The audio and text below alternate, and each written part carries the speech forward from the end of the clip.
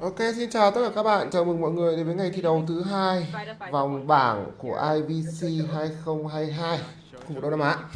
Hôm nay chúng ta sẽ tiếp tục có hai cặp đấu và hôm nay thì ở thứ bảy chủ nhật thì bên ban tổ chức IVC họ đánh sớm hơn một tiếng, đó là 5 giờ chiều thì đã đánh rồi.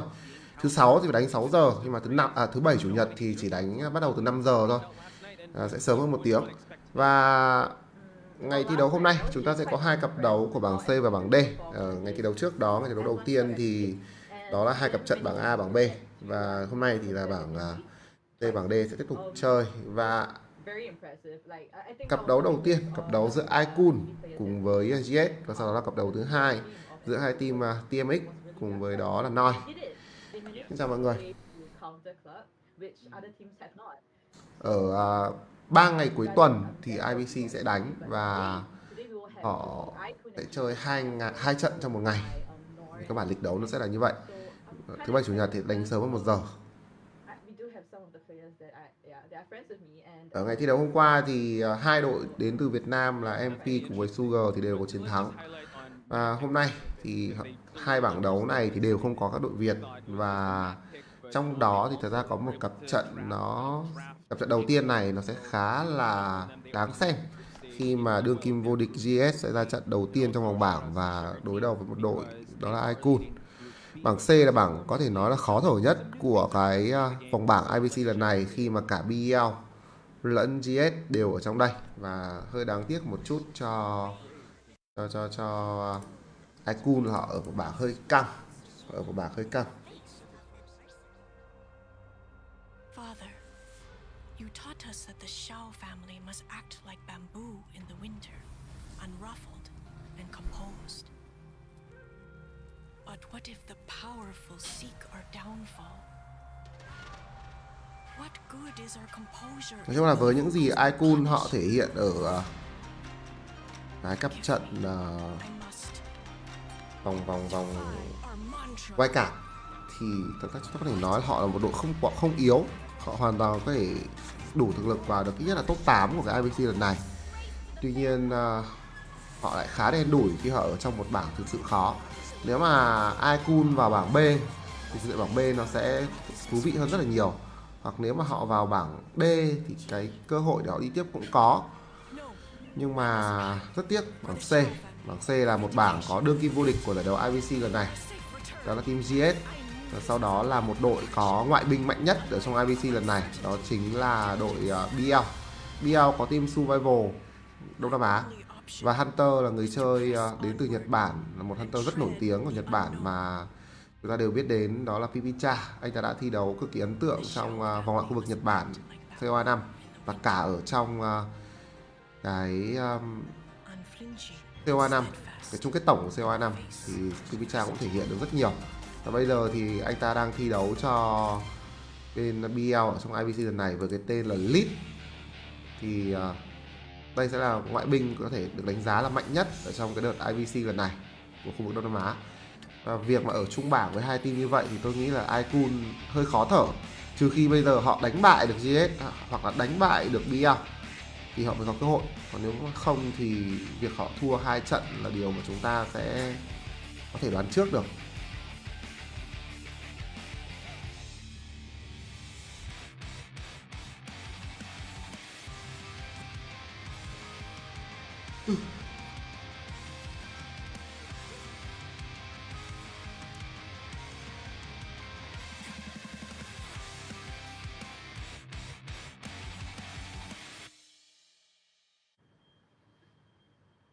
And there you have it, ladies and gentlemen. That is what's going on in the game right now. Breath of Madness, but Chocho, we still got some amazing essences. I mean, skins to like look forward to. Again, the season 22 Essence 2 is online in the game right now, which is including S costume of Antiquarian, A costumes of Painter and Wu Chang. And how do you feel about this Painter costume? Because it looks Giới thiệu về cái skin mới trong đợt cầu lần này thì phải. Đợt cầu này là con thương nhân đồ cổ, và nó là một nhân vật được một cái nhân vật rất được ưu tiên đầu tư đến từ bên phía NetE. Về cơ bản mà nói thì một nhân vật đến từ Trung Hoa, sau đó một quả cầu có cái thiên hướng về thiên hướng kiểu phong cách nghiêng về Trung Quốc. Vậy nên là đây là một cầu rất được ưu ái và quảng cáo nhiều ở trong đợt này, trong cái đợt giải này. Vũ trang và họa sĩ sẽ có skin đi kèm, và đây cũng là hai bộ trang phục mang đậm phong cách Trung Quốc. We got confirmation just now. He can't talk right now, but he did say he will be both cosplaying the white guard and the black guard version. Wow, I mean, I'll be anticipating that from NTT for Yes. sure. I mean, Yeah, at him, guys. He will be cosplaying this. He told us. That's why he's growing his hair out. okay. Anyways, yeah. So like 60 of these essences, and you'll get either a painter or an Wuchang. But right now we can. Nhân vật được đầu tư, rất được đầu tư. Chính ra từ thời Madame đến giờ tôi mới thấy một nhân vật được đầu tư đến thế. Madame là một nhân vật rất thành công của Aiden. Và sau đó có lẽ là con tư nhân đồ cổ QC này nó cũng sẽ là một nhân vật thành công tương tự. Vì cơ bản là cái phong cách của game, đây là một nhân vật đến từ phương Đông. Aiden là một game mang phong cách Gothic và nó được lấy khá là nhiều, như là mượn ý tưởng từ khá là nhiều những nhân vật ở phương Tây. Madame cũng là một nhân vật được mượn ý tưởng, hay Jack cũng được một nhân vật được mượn ý tưởng. Và sau đó cả ở một số cái nhân vật survival là cũng có những ý tưởng, hay là kiểu con Hunter thư ký là cũng được lấy một phần ý tưởng từ cái nhân vật trong Harry Potter nữa. Nhưng mà rất là nhiều những cái nhân vật trong Aiden hiện giờ là được tìm ý tưởng từ những nhân vật có thật trong lịch sử. Và con thư nhân đồ cổ này thì lại là một nhân vật đến từ phương Đông, cho nên là nó đến từ Trung Quốc luôn, cho nên là nó được ưu ái đối với một hãng game của Trung Quốc, một game phát hành lớn ở Trung Quốc. Đó là điều hiển nhiên rồi. Đây là bảng điểm sau ngày thi đấu đầu tiên. Với cơ bản là chỉ có bảng A và bảng B đã có trận đánh thôi. Còn lại bảng C và bảng D thì hôm nay mới bắt đầu có trận.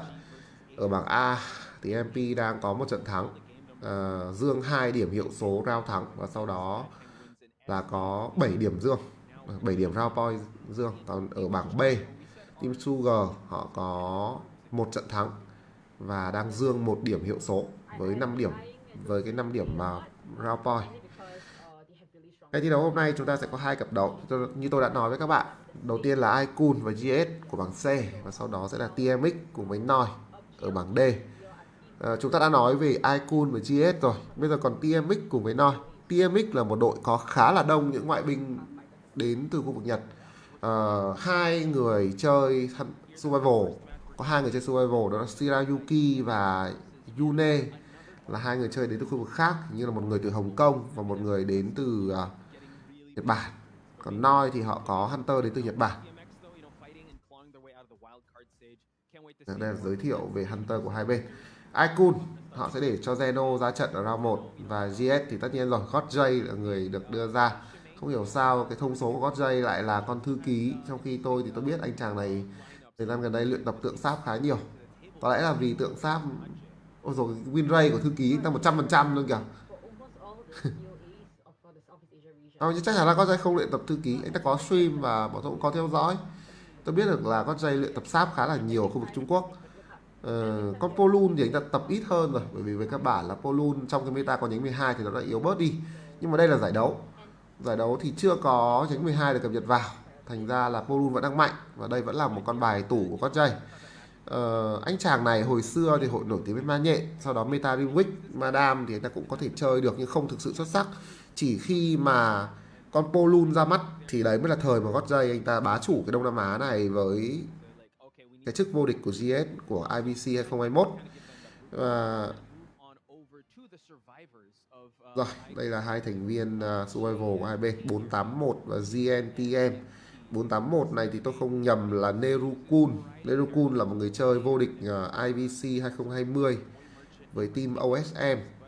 Và năm 2021 thì anh ta thi đấu cho một đội, nhưng mà đội đấy thì không vào được top 8, đội CZ thì phải. Vào được không nhỉ? Hình như là không vào được. Hành trình của Neru sau năm 2020 thì khá là bấp bênh. Nhưng mà năm nay thì anh ta đã quay trở lại với GS, một đội đang là đương kim vô địch của cái giải đấu IBC lần này. Neru thì sau khi rời khỏi OSM xong thì anh ta đã bắt đầu chơi những nhân vật có khả năng cover, ví dụ như là tiền đạo chẳng hạn. Còn lúc ở OSM thì bản thân của Neru là một người chơi caster thuần, cái rất là tốt. Ok, hôm nay Skyfall sẽ xuất hiện rồi. Trước đó ở trong những cái ngày thi đấu đầu tiên và GS phải đánh với SKG ở vòng sơ loại thì Skyfall không ra trận mà anh ta để cho Giao Khan thi đấu. Bây giờ thì Skyfall ở trong một trận đấu vòng bảng họ muốn chắc chắn là họ có chiến thắng. Thế nên là cái người chơi dày dặn kinh nghiệm này chơi từ đi COA từ những mùa COA 2, những mùa COA đầu tiên mà có người nước ngoài tham dự không phải Trung Quốc thì Skyfall đã tham gia luôn rồi. Và anh ta là một người chơi phải gọi là dày dặn kinh nghiệm bậc nhất của khu vực Đông Nam Á này, tham gia ít nhất là 3 mùa COA rồi. Đây cũng là lý do vì sao mà các bạn thấy fanpage của Identify họ có những cái video giới thiệu về người chơi này, rất giàu kinh nghiệm. Rồi, Little Boy, vậy là Nerukun, Little Boy, Skyfall. Vậy còn một slot cuối cùng chắc chắn là phải có Capcom rồi. Capcom cũng là một người chơi kinh nghiệm dày dặn tương tự như Skyfall. Coordinator has been making her way to the mix, not as much as the prominent rescuers though. So let's talk about Little Boy. Little Boy is actually a princess main, but we can actually see that he actually also plays the acrobat at a high. Little Boy là cái tờ tốt nhất ở thời hiện tại của bên phía GS. Played out his priestess, horseman as well as psychologist, not too much of an acrobat. So maybe we can expect that from him this time around. Yeah, true. Little Boy and the tandem of Little Boy and Capcom have been so good as of late, and we've seen Little Boy. He was actually one of the sole survivors last time they had a match with SKG, and he's just had that never say die attitude with that priestess. So can't wait to see more of that because they definitely want to be the leaders in their group because, as you said, BL is also waiting in the wings for who they will have to face, either Ikun or GH here. And Little Boy has been part of GH for the longest time, so he's familiar with this type of format and this type of tournament pressure. Definitely, and Nào, để chúng ta cùng xem thành viên cuối cùng ra trận của bên phía GS liệu có phải là Capcom không hay sẽ là Giao Khan đây. Giao Khan không phải là một người Thái Lan ở trong team hiện tại. Giao Khan đánh à? Vậy là Capcom sẽ không phải là người đánh chính cho bên phía GS trong ngày thi đấu hôm nay. Giao Khan chơi. Giao Khan không phải là một người Thái Lan. Đây là một thông tin chắc chắn là rất là nhiều bạn theo dõi các giải đấu của khu vực C có thể biết. Anh chàng Giao Khan này đánh giải cũng nhiều rồi và anh ta không phải là một người Thái Lan. Tuy nhiên anh ta đang ở trong một đội hình toàn Thái. Một mình Giao Khan là người nước ngoài mà thôi. Thế thì việc giao tiếp giữa một team survival mà bạn có cả những người Thái Lan và cả một người nước ngoài như thế này thì nó hơi khó khăn. Không phải ai cũng có thể nói được tiếng Anh. Không phải ai cũng có thể giao tiếp được bằng tiếng Anh một cách để bạn có thể teamwork được một cách tốt nhất. Và Giao Khan thì ở mùa này anh ta không chơi tiền đạo nữa. Nhân vật mà Giao Khan được cầm nhiều hơn đó chính là con đánh bóng. Con đánh bóng cũng là một nhân vật rất mạnh trong meta ở thời điểm hiện tại.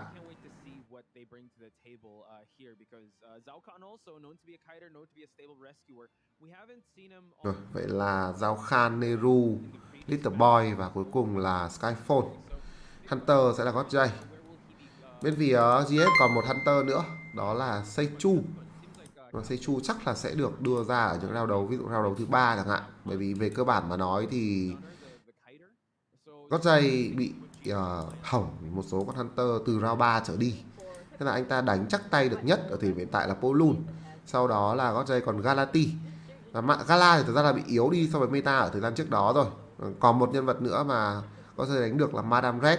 Anh ta chơi được chắc tay 3 nhân vật Hunter, Polun, Gala, Madame. Nói chắc tay nhé, gọi là chắc tay nhé. Còn những nhân vật khác chắc chắn anh ta biết chơi nhưng mà gọi là ở cái mức độ chắc tay chúng ta chưa đánh giá được.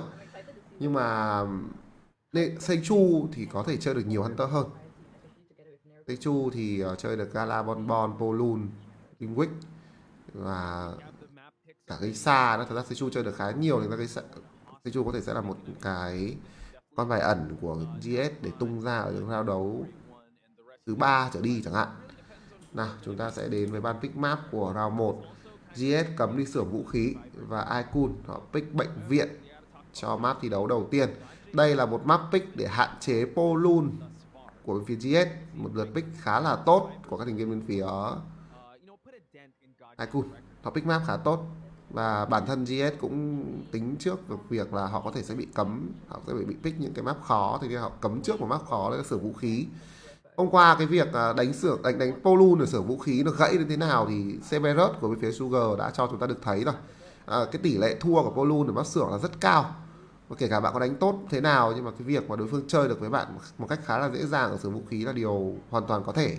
Và việc mà cấm xưởng vũ khí là một cái luật cấm nó đảm bảo an toàn cho các dây. Tuy nhiên ở cái round đó đầu tiên này, cấm xưởng thì vẫn còn đấy bệnh viện, và map bệnh viện này thì cũng khó cho Polun tương tự. Mặc dù theo tôi đánh giá thì bệnh viện đánh Polun chắc là vẫn đỡ hơn map xưởng ấy, nhưng mà dù sao cả hai map đều cũng là map khó. Thế nên việc bên phía GS cấm xưởng là điều hoàn toàn có thể hiểu được. Và bản thân của bên phía iQOO bây giờ thì mất đi map xưởng vũ khí thì họ chỉ có thể lựa chọn bệnh viện cho cái việc khắc chế Polun của Gotjay mà thôi. We'll see how far this match will be taken, if it's even going to go to the best of 3, since I think it was GH to take it the full 3 because of SKG, but they have yet to Chúng ta cùng chờ đến ban pick của round đấu đầu tiên, cặp đấu giữa GS và iQOO. Nếu mà bây giờ bên iQOO được chọn map thì tôi nghĩ là GS sẽ để Gotjay đánh trước. Bởi vì một, đây là map khó dành cho Gotjay. Đây là map mạnh cho Survival. Có thể GS sẽ để cho team Su của họ chơi sau để gánh lại phần kèo nếu mà Gotjay lỡ có sẩy tay. Tuy nhiên tôi thấy tỷ lệ đấy nó cũng không quá cao. Mà đây là một sự cẩn thận. Tôi nghĩ đó rất là có thể là một sự cẩn thận đến từ bên phía GS, không để Hunter của họ ở cái vị trí bị áp lực.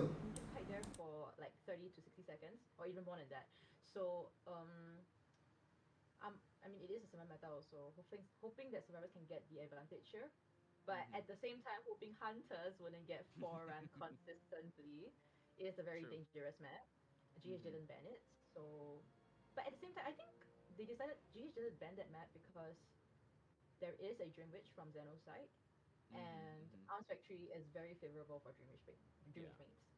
Yeah, it's most likely that they had to block that map just so that Zeno's Dream Witch won't come online. And at least, you know, if you go Survivor for Survivor team, it is GH Survivors to kind of have an edge over Econ since they have that tournament experience and they have that international experience as well. But let's talk about the bans when it comes to the Survivor side, because you did say, yes, we'll priority ban the Seer, but a Priestess is also pretty scary on this map. Yeah, the Priestess support will be scary if the cooperation is really good. However, the cooperation is not so good, it wouldn't be so scary. Tôi thấy cái tuần 10 này của cái IVL nó đánh thế nào ấy các bạn ạ. Tôi hôm qua là tôi xong tôi cũng ngó một tí cái IVL ấy, tôi thấy đánh kiểu tuần 10 này các đội họ cũng xác định được vị trí rồi, nên là đánh kiểu test team, test nhân vật, xong rồi kiểu không thực sự là họ quá chạy hát ở trong cái tuần 10 này ấy. Tôi cảm giác các đội đang đánh như thế, thành ra là kiểu thôi hôm nay tôi lười tôi trả cát luôn. Các bạn có thấy là họ đánh mấy cái tuần cuối này hơi buồn cười không? Tức là trừ những đội vẫn đang cố gắng tranh cái vị trí tốt hơn, là họ có khả năng để họ vượt lên được ở thứ hạng cao hơn ấy, thì họ cố gắng họ chiến thắng thôi. Chứ còn các đội khác thì đánh như kiểu chơi vui ấy, kiểu đội đã chắc vị trí rồi ấy, họ đánh kiểu nhìn nó đau đầu lắm.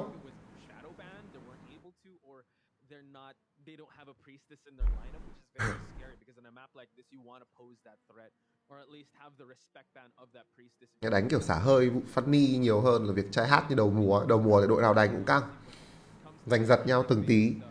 Bây giờ kiểu có vẻ là thoải mái hơn ấy. Bắt đầu test những cái nhân vật mà họ có thể muốn đưa vào trong vòng playoff rồi. Các bạn đừng coi thường con hề khóc ở một trong số trường hợp ban pick được là bạn vẫn có thể sử dụng được luôn đấy, khá là tốt luôn. Where the ciphers are located at, because for the last 3 ciphers, it shouldn't be like a triangle or like one side of the map, because that will allow hunters to have very good map control. Survivors have to think of a way to decode such that the 3 ciphers are not like together and separated really fast, so the hunter can't control it all. Yeah, how often have we seen like a stalemate in Sacred Heart Hospital where the hunter, even though we do say it's survivor-sided, but all the survivors were kind of clumped up in an area, either 2 ciphers or the last ciphers being guarded. Yeah, so cipher placement has to be very on point in this map.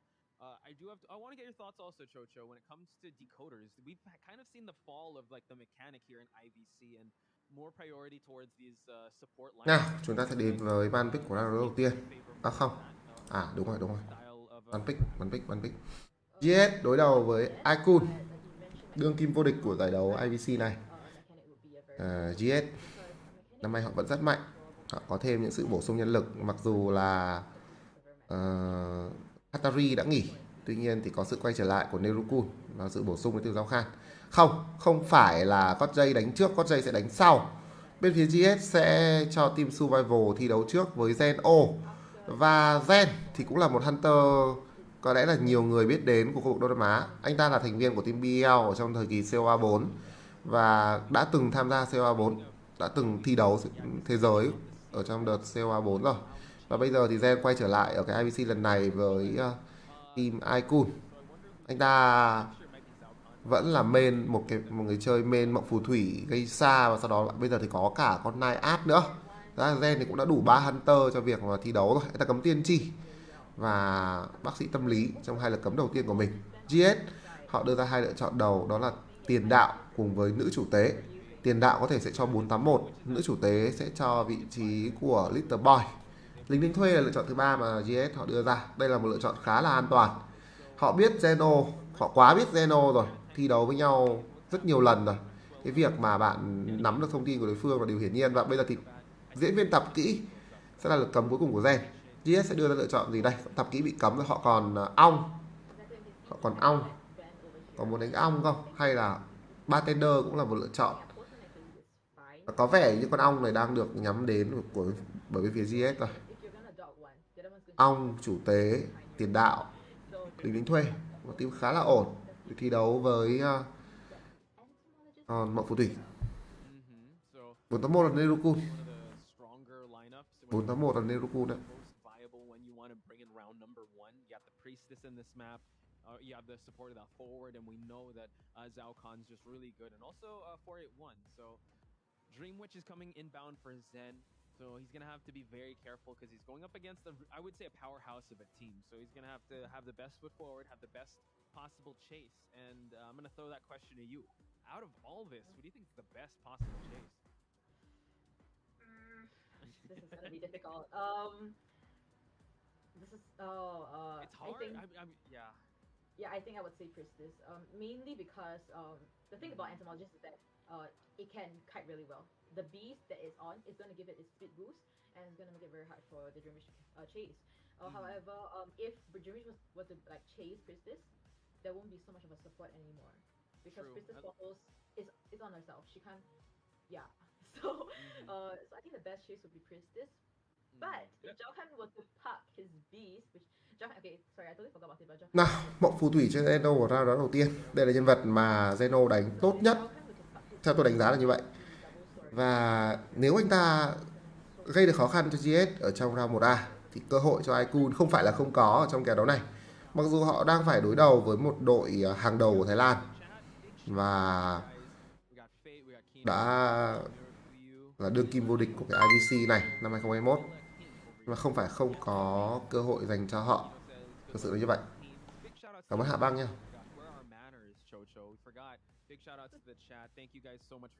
Nếu Zeno làm tốt trước team Survival của GS, tạo được lợi thế sớm ở round 1, thì việc mà iQOO có thể có một hy vọng trong cái kèo đấu này là một điều chắc chắn. Mộng Phù Thủy là một nhân vật có thể làm được điều đó nếu bây giờ Zeno xử lý tốt được kèo đấu đầu tiên này. Cảm ơn Gu Ava nha.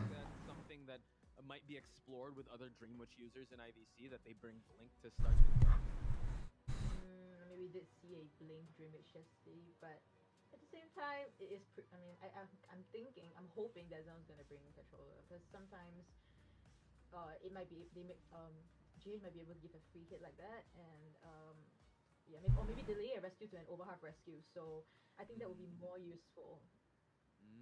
Okay. Yeah, because there is still that that benefit of that patroller, and also with the forward, we've seen a lot of patrollers actually stop the dash of that forward, just running into it. So we're gonna head right into the match, ladies and gentlemen. Once again, Chocho and Podge Spice giving you the commentary action. Zen already trying to make his way towards the hospital here, where Little Boy is parked at. Skyfall working on a. Nào, Zeno, anh ta sử dụng cho mình bộ skin của Tomie và có một tình huống di chuyển vào trong giữa nhà rồi. Ký sinh vào ai đây? Ký sinh hình như vào Little Boy của bên phía GS. Bên này thì 481 vừa phải bỏ máy ở khu vực vòm khi mà đồng đội của anh ta cai ngang qua đây. Đây là một tình huống có vẻ như muốn lấy máu của tiền đạo à? Lật ván, lật ván sớm, không lật ván choáng được con đệ. Và 481 sẽ có thể là mục tiêu bị truy đuổi của Gen ở trong tình huống này. Chó đang có, đấm xuyên ván không thành công. Zeno mắc lỗi rồi, anh ta thả chó. Một tình huống tôi không đánh giá cao lắm. Máy của bên phía GS đang đập rất nhanh và màn hình của ban tổ chức bị làm sao đây? Họ làm gì thế này? Alo ban tổ chức ơi, có lấy được máu của 481 hay không đây? Hình như anh ta skip nguyên con chó rồi. Rồi, Zeno đi luôn trận này. Máy của bên phía GS đang được đập rất nhanh và tôi đang không hiểu anh ta Zeno đang làm gì thế này. Vẫn cố gắng muốn đuổi vào tiền đạo. 481 còn cho mình đó là 1/3 trái banh nữa. Cái lượng banh này có thể giúp anh ta cai được ít nhất là khoảng, tôi nghĩ là khoảng 30 giây. Bây giờ đằng nào cũng còn đầy máu. Lượng banh này cai thêm khoảng 30 giây. Ong được đẩy đến để support cho 481. Nhá một nhịp. Nhá một nhịp, nhảy qua. Lật ván nhảy qua đến từ 481. Con ong vẫn đang đẩy cho bên phía 481 có thể skip nguyên con chó. Vậy là mất 2 con chó trong trận đấu này đến từ Zeno rồi. Thôi được rồi. Vẫn là một trận đấu mà bên phía GS họ ao trình Hunter đối phương. Trận này con ong đẩy ra của Giao Khan rất kịp thời. Xem ra cái việc bất đồng ngôn ngữ nó không phải là vấn đề quá lớn đối với GS. Họ đang có 3 người Thái Lan và một hình như Giao Khan là Indo à? Đấy, thế là nói chung chắc chắn trong đội này có một người không nói tiếng Thái thôi. Cái việc bất đồng ngôn ngữ có vẻ như không bị ảnh hưởng quá nhiều. Khi vừa rồi các bạn có thể thấy là Giao Khan đẩy con ong phải gọi là vô cùng tốt cho vị trí của 481. Anh ta skip được con chó. Mặc dù đấy là một con chó 4 nhịp cắn. 481 đâm nốt một lượng bóng. Ở đây có ván. Xuyên ván được không? Không được. Đổi tốc biến và tốc biến còn trượt nữa. Và lách được một đòn đánh. Tiếp tục là những tình huống lách đòn đánh và 481 mất máu bởi con đệ ký sinh. Hai thành viên của bên phía GS đang giải ấn cho nhau ở khu vực nhà nhỏ này. Có một cái chiếc vòng không, giải ấn cho nhau xong mất rồi. Thôi trận này thì có lẽ là Gen cũng đi rồi. Câu được hòa là giỏi lắm luôn á. Câu được hòa có lẽ là giỏi lắm ở trong trận này rồi. Và Skyphone, anh ta đang là mục tiêu truy đuổi của Gen. Và thực sự tôi không nghĩ là đuổi lính thuê là một lựa chọn tốt khi con lính thuê này còn nguyên 3 găng tay. Cái việc mà cai được là quá đơn giản luôn rồi. Lật ván, có xuyên ván cho vị trí của Gen, nhưng việc đưa được lính thuê lên ghế nó vẫn rất khó. Bạn có thể là bạn lấy được hit đầu đấy, nhưng việc bạn muốn đưa con Merson đấy lên ghế, mà đưa con lính thuê lên ghế nó cũng chưa phải là một thành công nha. Với cái thế trận như thế này của bên phía GS, bạn đưa con lính thuê lên ghế nó chưa chắc đã là thành công. Tốc biến vào lại là đánh trượt đến từ Zeno.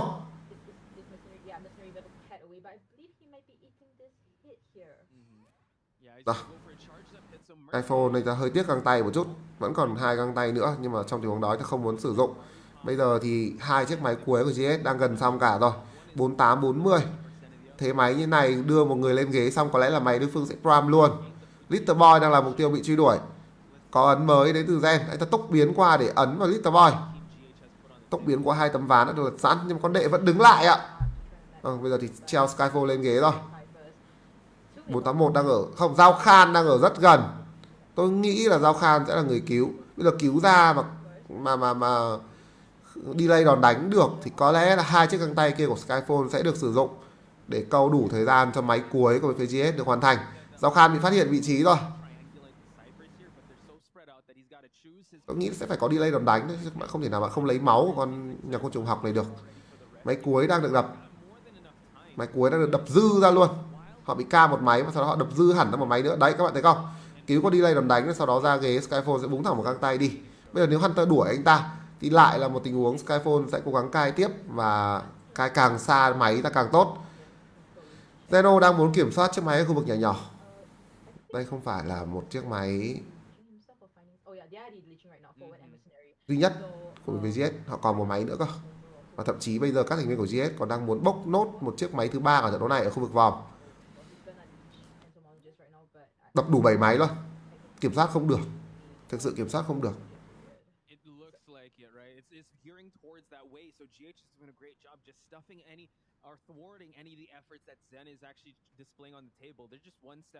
Không có cáp cool, có vẻ như GS vận hành vẫn rất trơn tru. Họ đang trên cơ Zeno hoàn toàn ở trong cái cặp đấu này.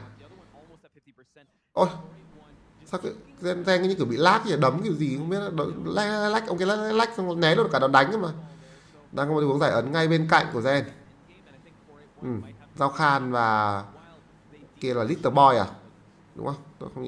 Giao Khan và Skyphone, hai người đang hồi máu cho nhau. Bây giờ thì 481 gục mất rồi. Máy cuối nó cũng gần xong với GS, họ chỉ còn thiếu khoảng 20% máy cuối ở khu vực nhỏ nhỏ thôi. Và Little Boy thì đang đập được máy, anh ta còn đầy máu và anh ta cũng không sợ gì cả. Bên này thì Skyfall vẫn có thể cứu cố với cái lượng máu hiện giờ anh ta đang có. Anh ta còn nửa máu, với một con lính thuê thì đây là một lượng máu có thể cứu được. Và Skyfall đang muốn vào ghế rồi, búng một găng tay vào thẳng ghế luôn. Đây không phải là lúc tiếc đồ, anh ta sẽ cứu được vị trí của 481. Và máy sẽ prime cho GS với một tình huống prime máy 4 người. Họ đang muốn setup cổng, họ đang muốn giao Khan về cổng sau. Có lẽ là muốn giải ấn cho cả vị trí của Little Boy nữa. Cái việc mà đợi thời gian này là muốn giải cả ấn cho Little Boy. Little Boy đang có ấn trên người và có 2 chiếc vòng. Tôi đang thấy Giao Khan mở cổng 50% rồi. Cổng trước không có ai cả. Hầm ở đây, tốc biến lên và 481 gục rồi. Vậy là ít nhất giữ được một mạng cho bên phía Icon. Cơ hội cho Icon nó hơi nhỏ ở trong ván đấu này khi mà Hunter của họ lại thất bại rồi. So it's not a 5-point differential. So it is going to end in a 3-1. But this is the pressure that we were talking about. GH just ultimately they Khó. they had the wherewithal. Có dây là một cái And the individual skill. So Chocho highlights, lowlights when it comes to that type of. gọi là mũi nhọn. GH seems ready. Yeah, GH definitely they know what they were Một cái mũi nhọn của phía GS. Thành ra là help forward to prolong its kite and kiting the. bây giờ nếu mà Gen còn không hòa được team Su của GS thế này thì thực sự là kèo hơi khó. And him managing to able to buy a lot of time for its survival decode and not interrupting any of those ciphers as well.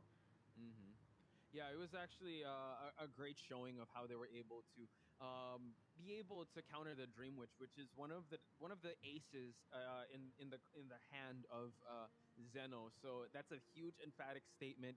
And the thing is, Godjay is going to be coming in, and usually it's Godjay that's the point bringer. So it seems like they really know their way around this meta. I think we were able to see a semblance of how the new members of GH were able to mesh well with the OGs, and they did pretty well. Honestly, when it came to MVPs, you got to give it to 481. Rồi, nhìn đánh xong trận này là biết đội nào thắng rồi đấy. Còn Hunter mạnh nhất của Zeno mà cầm vào đánh với team Su của GS mà gãy cành cạch luôn. Cảm ơn Thu Ngân nha. Còn Hunter mạnh nhất của Zeno mà cầm vào đánh với team GS họ gãy cành cạch mà anh ta gãy cành cạch luôn này thì thực sự là những round sau kể cả có kéo được đến round 2, round 3 chắc là cũng hơi khó. Yeah, and the match stats kind of show that because look at only this priestess only saw 7 seconds of Hunter time while Little Boy actually decoded second to the most was Zhao Khan to come in with the B support and also come in with a kiting time of 31 seconds. So beautiful performance. It was 481 to have the most time on the board here when it came to containing the Hunter. Well, Zen, I think with the Dream Witch, you still got to give him kudos. He was just honestly, he was trying to do the right thing, but GH was just a step ahead and really tried to do their best to just be just counter him at every turn. But at the same time, I think in that team com, Mercenary was the thing about Dream Witch match is not about not giving the free hits, but I think Mercenary did, and that resulted in him dying slowly. But however, he managed to just elbow pad away, didn't allow Hunter to have the second kite on him, so that's good. But at the same time, if GH was aiming for a 4 escape, I think that actually Narukon shouldn't have used that ball when he was gonna down already, because the distance he knew himself that the distance wasn't enough for him to transition into the pallet, and yet he still used his ball. If that ball was saved for late game, he might be able to dodge that thing, and maybe a 4 escape might even happen. Could have, right? And especially with the Dream Witch, you do need to hold on to your items. But like once that rescue happened, last effort pop, it was a bare bones forward, even enough to transition towards the just transition towards a better spot. But at that point, Zen had enough. He was able to down at least the forward. So a victory, a moral victory, is getting that one survivor. At least it's not a 5-point game. But looking at the points, though, this is the best gift you can give Godjay because he's known for getting 4Ks easy. Like that's what he eats for breakfast. Okay, yeah. So if talking about next match right now, we'll be having Icon Survivors and GH Hunter Godjay. If the survivors are thinking of going to BO3, I think they would really have to tie up both matches, first half and second half. So a 3 escape from Icon's side. But at the same time, we haven't really seen what Icon Cyrus could really bring up because we only saw it really didn't have much stats. Bây giờ gót dây mà làm quả 8-1 là biết kết quả luôn. Là cặp 1 này không có gì phải suy nghĩ nữa.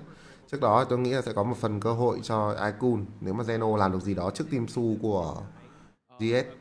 Nhưng mà có vẻ như là hơi khó. Hơi khó. They have shown some semblance of their coordination. I would say like if Laugh gets the first kite, it could last for a while. But he's gonna need that support. I feel like aside from the well-executed game plan, they need to outdraft GODJ in this match because the way that GH was able to outdraft the Dream Witch. I mean, we were already puzzled on who he should chase first, and it was a tough night out for any hunter with that type of survivor lineup. Exactly, and I believe, I mean, we've seen GODJ some statistics already. I think for BO1, I am guessing, I'm hoping he's gonna bring out his Sculptor. I mean, if he's trying to play safe, he can totally bring a tieable corrector, but I don't think GODJ is just gonna settle for a tie for sure. He's gonna aim for the fur kill. So I think Sculptor I mean, we have seen him for a match against SKG. He actually brought out Sculptor in the Secret Hospital, and he got a 4 kill. So I think GODJ might be picking that as well. Yeah, honestly, it's a case of if it ain't broke, why fix it? He's really well. I mean, we said that GODJ is definitely broken because he's so good at playing this game. But I mean, if it's a winning formula, don't change it up. So I think yes, get the respect on that Sculptor. And when it's GH's turn, they could go Ever Sleeping Town. So they have to respect the Sculptor, or maybe they're gonna not respect the Sculptor and respect more the Breaking Wheel and still have that threat of the Sculptor. So GODJ put in a really good position here. So I'm excited to see what is going to happen. And I'm also excited to see people in the chat. We've got Chantal, you got Polens, you got Juby Sir, you got Daisy, you got all these people. And I have to ask, Chocho, you gonna give any shout outs to anyone in particular? Shout out. Definitely, I think today it's going to be a bit special. It's going to be towards this team. I mean, right now we don't see Norris match. Đội nào mạnh thì rất mạnh ở trong cái IVC này. Đội nào yếu thì phải gọi là rất yếu. Chênh lệch thực lực ở khu vực Đông Nam Á nó rất là lớn. Nó không như Nhật, cũng không như Trung Quốc. Nếu mà kiểu nhìn bên Trung thì các bạn sẽ thấy là nếu mà kiểu tính về bên chuyên nghiệp thì chỉ thực lực nó nhiều khi cũng không chênh quá nhiều. Bất cứ một đội chuyên nghiệp nào cũng có thể thắng đội còn lại. Nhưng ví dụ như kiểu chuyên nghiệp gặp nghiệp dư thì mới có sự chênh lệch. Nhưng mà ở Nhật thì cũng tương tự. Thậm chí là những đội nghiệp dư ở Nhật thì vẫn có thể ăn được một số đội chuyên nghiệp. Nhưng ở cái khu vực Đông Nam Á chúng ta là không có đội chuyên nghiệp nào cả. Có những cái đội mạnh thì mạnh hẳn, nhưng mà những đội yếu thì thực sự là họ rất yếu luôn. Gần như là không dãy được. Nào, GODJ, một mũi nhọn của bên phía GS. Chúng ta cùng xem liệu anh ta sẽ tạo được một cái đột biến lớn thế nào trong ván đấu này. GODJ ở round đấu này có lẽ sẽ không đánh Polun. Và Galati chắc là sẽ đủ ở trong round đấu này rồi. Và 3 lượt cấm. Anh chàng này sẽ cấm đi những nhân vật nào của bên phía Icon đây. Nữ chủ tế bị cấm luôn. À rồi, thế là đánh Gala rồi đây. Thả Tiên Tri ra luôn này. Quyết định đánh Gala rồi. Bây giờ bên phía Icon quyết định thế nào đây? Tiên Tri tiền đạo cho. Ông phải lấy Tiên Tri tiền đạo cho. Đó, họ có lau có thể đánh được vị trí tiền đạo. Tiên Tri thì là một cái lượt pick an toàn. Nhưng mà gần như bây giờ chắc chắn GODJ sẽ đánh Gala rồi. Họ lấy tiền đạo. Lựa chọn thứ hai thì vẫn có vẻ như đang cân nhắc.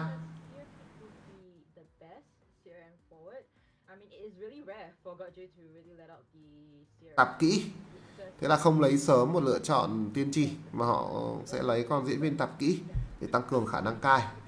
Tiền đạo tạp kỹ. GODJ sẽ cấm đi nhân vật nào của bên phía Icon trong lượt cấm tiếp theo đây. Tiên Tri có thể sẽ bị cấm. Một nhân vật nữa mà GODJ nên cấm đi khi anh ta muốn đánh Galati đó chính là con thợ máy.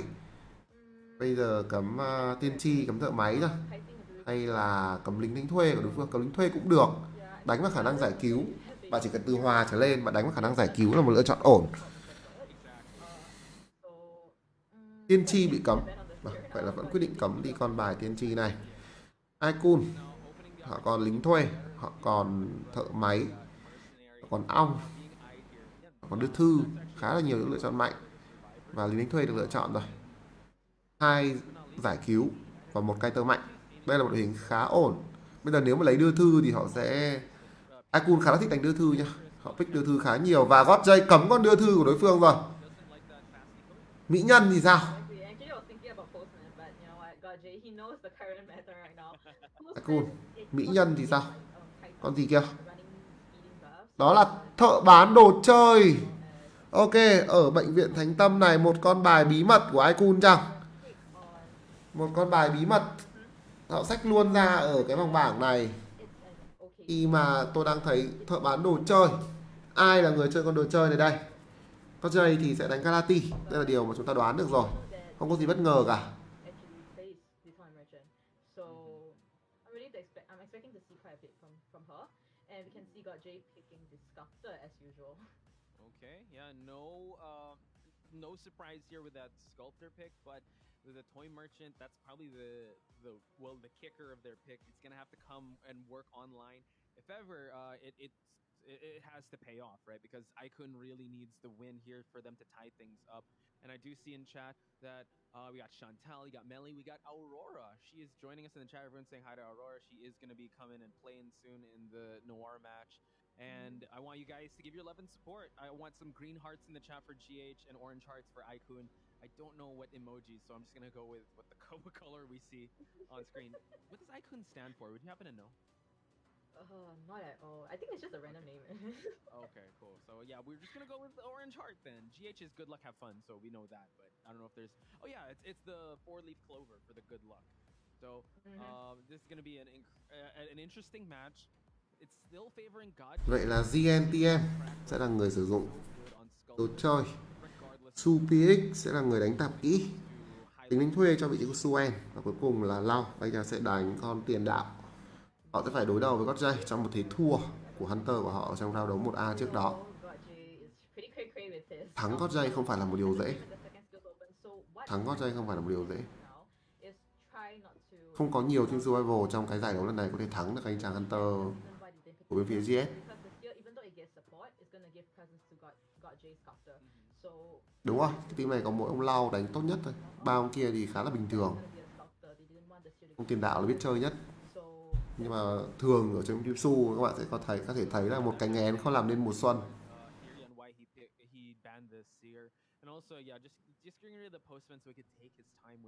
Honestly, I feel like God J doesn't take his time. He just goes 0 to 60 once the game starts, so you have to be very careful.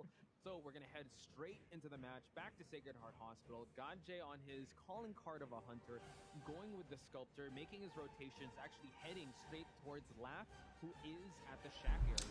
Trận đấu bắt đầu và Godjay thì di chuyển về khu vực nhà nhỏ. Ở đây là tiền đạo của bên phía Icon. Tình huống đặt tượng đầu tiên là chính xác, lấy được 0,5 máu của tiền đạo luôn rồi. Thôi tôi sẽ không khen người ta đánh tốt nữa.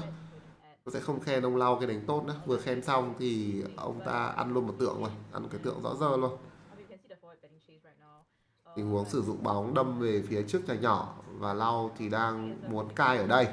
Ván đã bị Godjay phá đi rồi. Tượng đặt ra, bắt buộc phải mất một lần bóng nữa. Đâm đến chiếc ván tiếp theo, nhưng đâm thế này thì đối phương gạt tượng mất. À, pha đó chưa có tượng. Rồi! Chơi game gì vậy trời? Chơi game gì vậy trời? Sao không vào nhà ta? Ở đấy rồi, cai đại vào nhà đi cho rồi.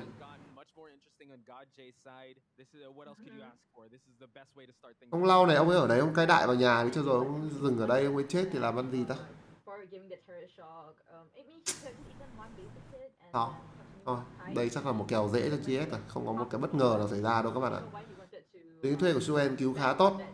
Rồi bây giờ thì đâm bóng đi và sau đó bị đối phương chặn tượng và gần mắc chiêu rồi. Một cái tượng nữa Godjay sẽ có cho mình tượng hoàn hảo và đó sẽ là dấu chấm hết dành cho Icon trong cái ván đấu này. Không đánh kịp một đòn đánh. Không đánh kịp cái đòn cuối đó để lấy nốt 0,25 điểm hiện diện. Godjay sẽ phải cố gắng ở trong những tình huống tiếp theo rồi. Anh ta đang muốn xách người xuống hầm luôn. Và đây sẽ là một tình huống treo được Lau dưới hầm. Cùng với đó là lần ngồi ghế thứ 2 của anh ta. Máy của bên phía Icon rất chậm. Trận này đánh xuất sắc lắm ở giai đoạn sau thì chắc là chỉ có hòa thôi. muốn thắng 3 gót dây ở trong cái thế trận như thế này là cực kỳ khó khi anh ta còn phép các bạn ạ. Bây giờ nói xuất sắc ở đây là người K2. Người K2 sẽ phải cố gắng làm thế nào đấy đỡ cái tốc biến của đối phương. Sau đó là cai được đủ cho việc đập hai máy mới. Và trong khi đó Suen còn chưa được hồi máu nữa. Nãy giờ Hunter vẫn phải đứng cam ghế mà ông Suen kia còn chưa được hồi máu nữa. GNTM đang làm gì thế này? Dùng luôn cái bàn đạp của mình và vào được khu vực nhà 2 tầng. Tuy nhiên Hunter thì đang có tốc biến, lính thuê thì chỉ còn nửa máu. GNTM ăn luôn tượng rồi, mắc chiêu rồi. Thêm một cặp tượng đặt ra, GNTM lật được ván Hunter, bò qua ván chứ không phải lăn qua. Tốc biến qua đến từ gót giày và anh ta sắp đuổi kịp GNTM để có một đòn đánh rồi. Rất bình tĩnh đến từ Hunter của GS. Trời ơi, tôi không hiểu IQ đang đánh cái gì nữa. Lính thuê hiến người mà họ không hồi máu cho lính thuê. Sau đó là ông GNTM mới đâm thẳng vào mặt Hunter. Và bây giờ xuống hầm người thứ hai rồi, giết 4 là trong tầm tay của gót giày. Khi mới chỉ có 3 máy xong cho IQ mà thôi. Thế là nãy giờ cái ông SuPX kia đứng tạo dấu tay xong rồi chả để làm cái gì cả. Khi mà người đồng đội của anh ta vừa bay thì ông gót giày phi thẳng vào một thành viên khác của họ và đấm luôn. Tại sao đập máy tượng xong không ra đập máy 2 ván luôn rồi set up bàn đạp ở đó bay về nhà 2 tầng mà cai, mà lại phải ra bãi cai đặt cái bàn đạp chả để làm một cái gì cả. Lúc nãy thì thợ bán đồ chơi đập máy ở khu vực tượng và 2 ván thì có máy. Trong trường hợp mà bạn đập xong máy ở tượng, bạn ra 2 ván bốc máy, bạn set up một cái bàn đạp thì gót dây kể cả đi ra đuổi thì vẫn có rất là nhiều cơ hội cho survival để có thể cai được. Nhưng mà bây giờ thì hết rồi. Bây giờ thì hết rồi, gọi là đâm thẳng vào mặt Hunter chết luôn. Seems like Serpex here is in a tough spot. He can't, I mean, it's so hard to go for this rescue because Godjay knows the entry point of this acrobat, and it seems like Serpex is actually gonna just not even try and just transition away, and that's gonna be a second survivor out of this game. Exactly, and Godjay, I'm not too sure how he knew that the acrobat was there, but Đây thua 4 đây, không làm gì được thêm cả. Bắt 1 cũng khó. Một tình huống nhảy bóng tốt đến từ SuPX. Ván được lật xuống, tượng nổ lấy được 0,5 máu của anh ta. Và bây giờ thì gót giày, anh ta lấy luôn được 0,5 máu nữa rồi. Một đòn đánh nữa thôi, SuPX sẽ gục và đây sẽ là một trận đấu mà không còn một cái cơ hội nào cho IQ nữa. Gót giày chịu quả bóng đỏ và sau đó thì anh ta đuổi theo áp sát vào vị trí của diễn viên tạp kỹ. Đây chỉ là vấn đề thời gian thôi. Được bắt được SuPX chỉ là vấn đề thời gian, nó nhảy bóng khá là tốt. Tuy nhiên khoảng cách càng ngày càng gần rồi. 20 mấy giây nữa phép sẽ có dành cho gót giày. Có bàn đạp, đấm không trúng, gót giày đấm không trúng. Tận dụng cái bàn đạp của GNTM và Icon SuPX, anh ta đang câu thêm được một chút xíu thời gian nữa. Nhưng mà bây giờ còn một máy mới. Bây giờ còn một máy mới. Tốc biến thì sắp có cho gót giày rồi. Hình như là anh ta có đổi phép hay sao ấy. Một cặp tượng nữa thôi thì SuPX sẽ gục. Đây, lúc nãy mà để cho ông này cai như thế này thì có phải là có cơ hội hòa được không? Ông này đang cai khá là tốt luôn á. Tính ra ông này đang cai khá là tốt luôn. Đang gồng trái bóng đẹp. Hunter đi ngang qua thì sẽ bị khóa tượng, cho nên là gót giày anh ta lùi lại và bọc đầu SuPX. Bây giờ thì né được cái hướng vào quả bóng đỏ rồi. SuPX gục. Nhưng mà thời gian anh ta cai được là khá nhiều nha. Tính ra cai 2 như thế là ổn rồi. Anh ta cai 2 như thế là ổn rồi. Lúc nãy đáng lẽ là GNTM không nên xuất hiện trước mặt Hunter như thế. Ra 2 ván đập máy, setup bàn đạp là quá đẹp. Lính thuê của Suen chỉ có 0,5 máu mà thôi. Đây là một trận thắng 4 cho gót giày rồi, hơi dễ một chút cho anh ta.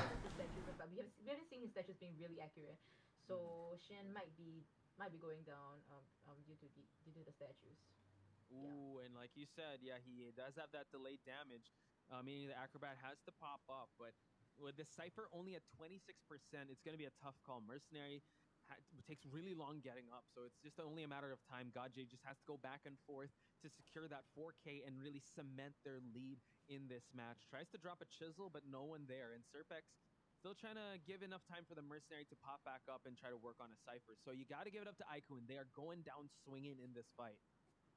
I mean, it is a waiting game between Godjay as well as Survivors. I mean, if Survivors are not popping out, Godjay can really take his time. Đây, những tình huống dãy chết mà thôi. So he has 3 full sets of statues. If Acrobat can cut these out, then that's great. But đây là dãy chết thôi, không có cơ hội rồi. Which means its kiting ability is no longer as strong as it was before. Gojira is just surveilling the area between Mercenary, hoping that just ensuring that Acrobat is not gonna come here and help Mercenary stand up and Mercenary having the self heal again. So so he's Yeah. still trying to surveillance that area. Yeah, it's just a back and forth at this point, like you said. So Godjay just taking his time because honestly he has nothing to lose. It's really the survivors that kind of have to clutch it out at this point. And it seems like the Acrobat was able to find a cipher, and now he's working on that 10% cipher, able to push it. Cái này thì round 1 sẽ là 8-1, và nếu không có gì bất ngờ xảy ra thì đây sẽ là một cặp đấu cân knockout. Does have a cipher that he's working on, trying to find the placement here, and it seems like Serpex will be spotted out here. He's got to be careful because the perfect statues are online. We can see Mercenary and Tốc Acrobat biến tốt. right now, but we see the Bên kia thì Suen tự dậy rồi. Người ta còn 2 găng tay. Gojira is just not Thật gonna sự luôn, Icon nên bỏ cái kèo này, họ nên kiểu cố gắng tìm cơ hội ở round 2, chứ còn trong tình huống máy nó còn 50% như vậy thì gần như không có cách nào để họ làm gì thêm cả. Now just trying his best to survive as long as possible to try and see if there's any window of opening. Acrobat does say it's 70% to heal, but honestly, when Godjay's surveilling this area, he's doing it with the greatest of ease because he knows he has this match in the bag.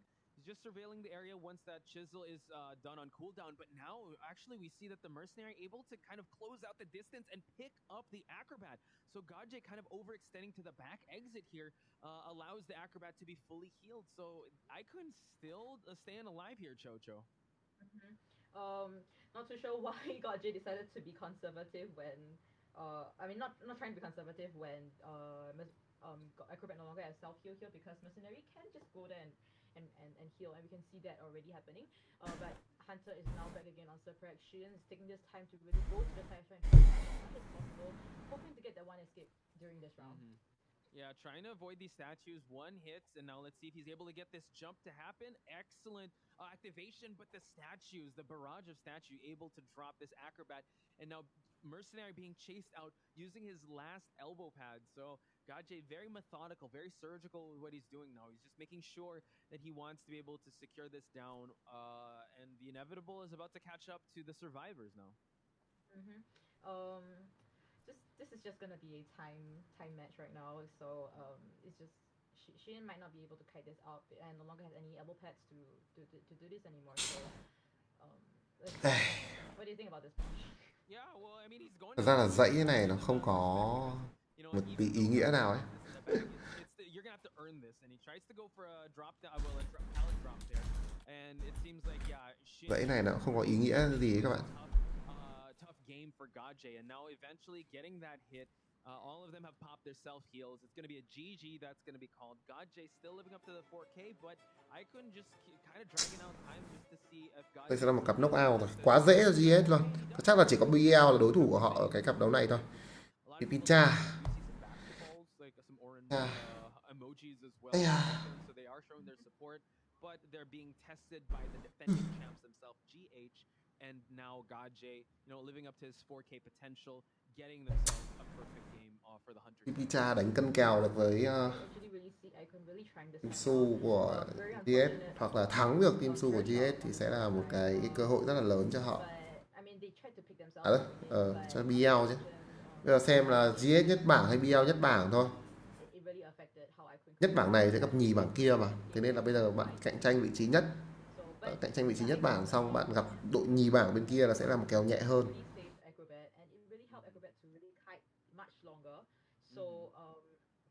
Also kudos to the JNTM.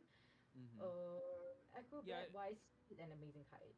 Yeah, the Acrobat was able to push for at least one cipher remaining, so that was good. I think the perfect storm of events for Godjay was when he was able to get that Terror Shock on Laugh.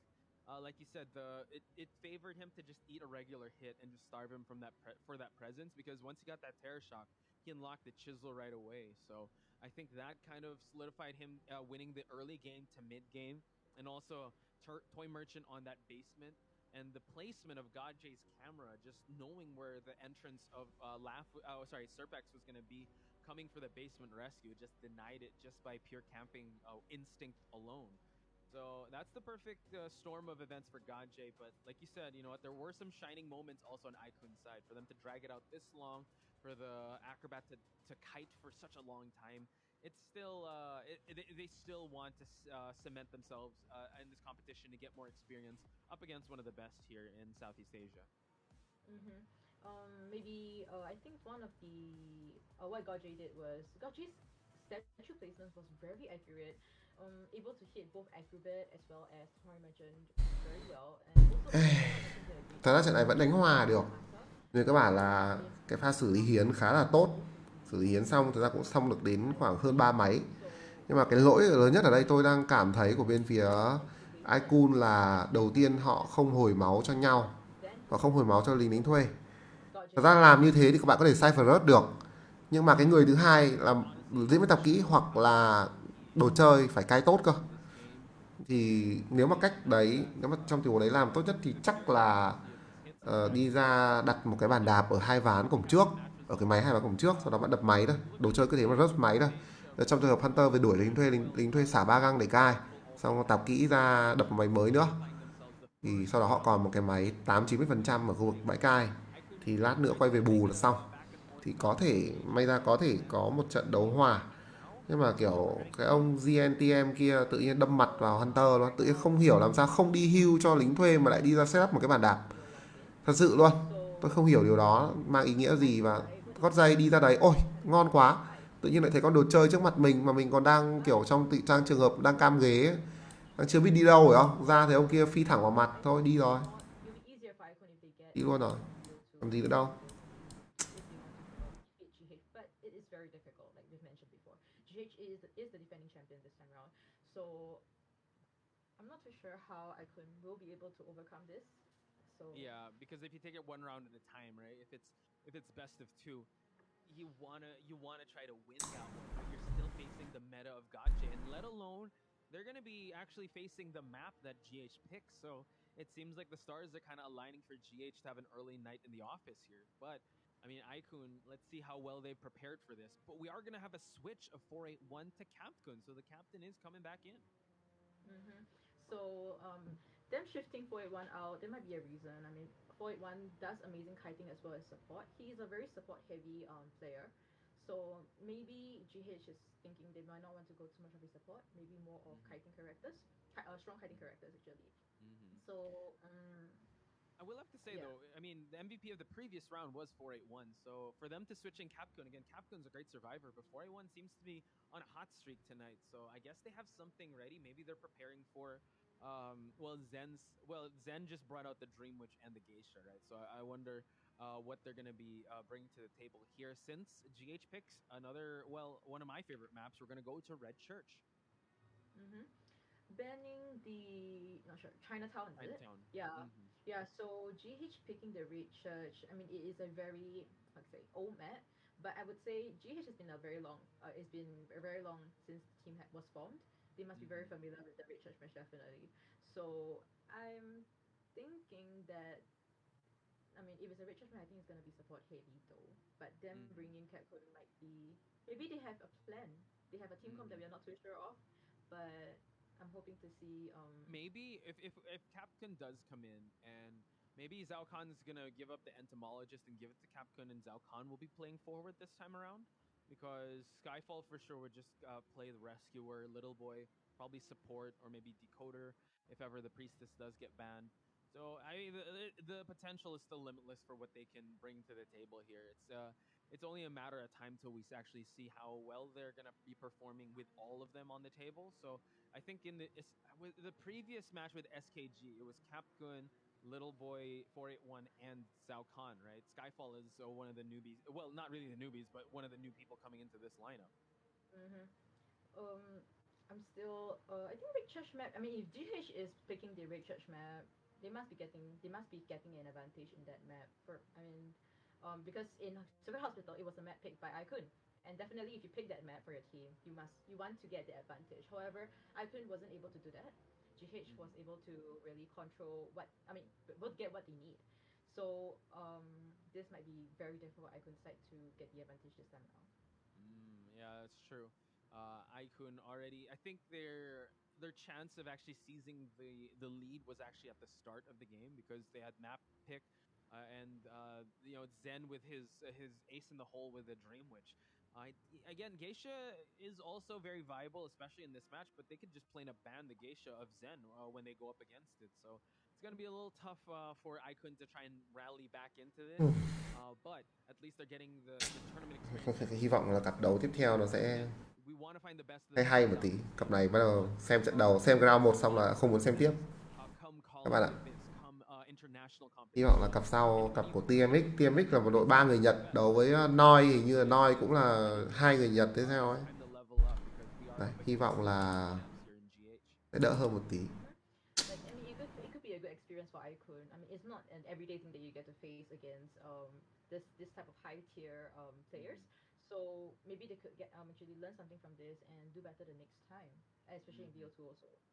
Yeah, it's experience is still experience, right? And if you guys are supporting Icon now, what more when they reach a peak tier or like be able to get more experience. So I think it's still the journey that they're facing now, and going up against GH, it's no it's fact that this is kind of an underdog matchup because GH has been the one to dominate and also be the one to represent our team, represent our region in the big stage. So they need it now more than ever. So I want to be able to see some basketballs in the chat, some maybe purple from Orange Hearts as well for Icon because they have a tall task ahead. So let's talk about Red Church. Let's talk about picks and bans. What hunters are you expecting to see here, Chocho?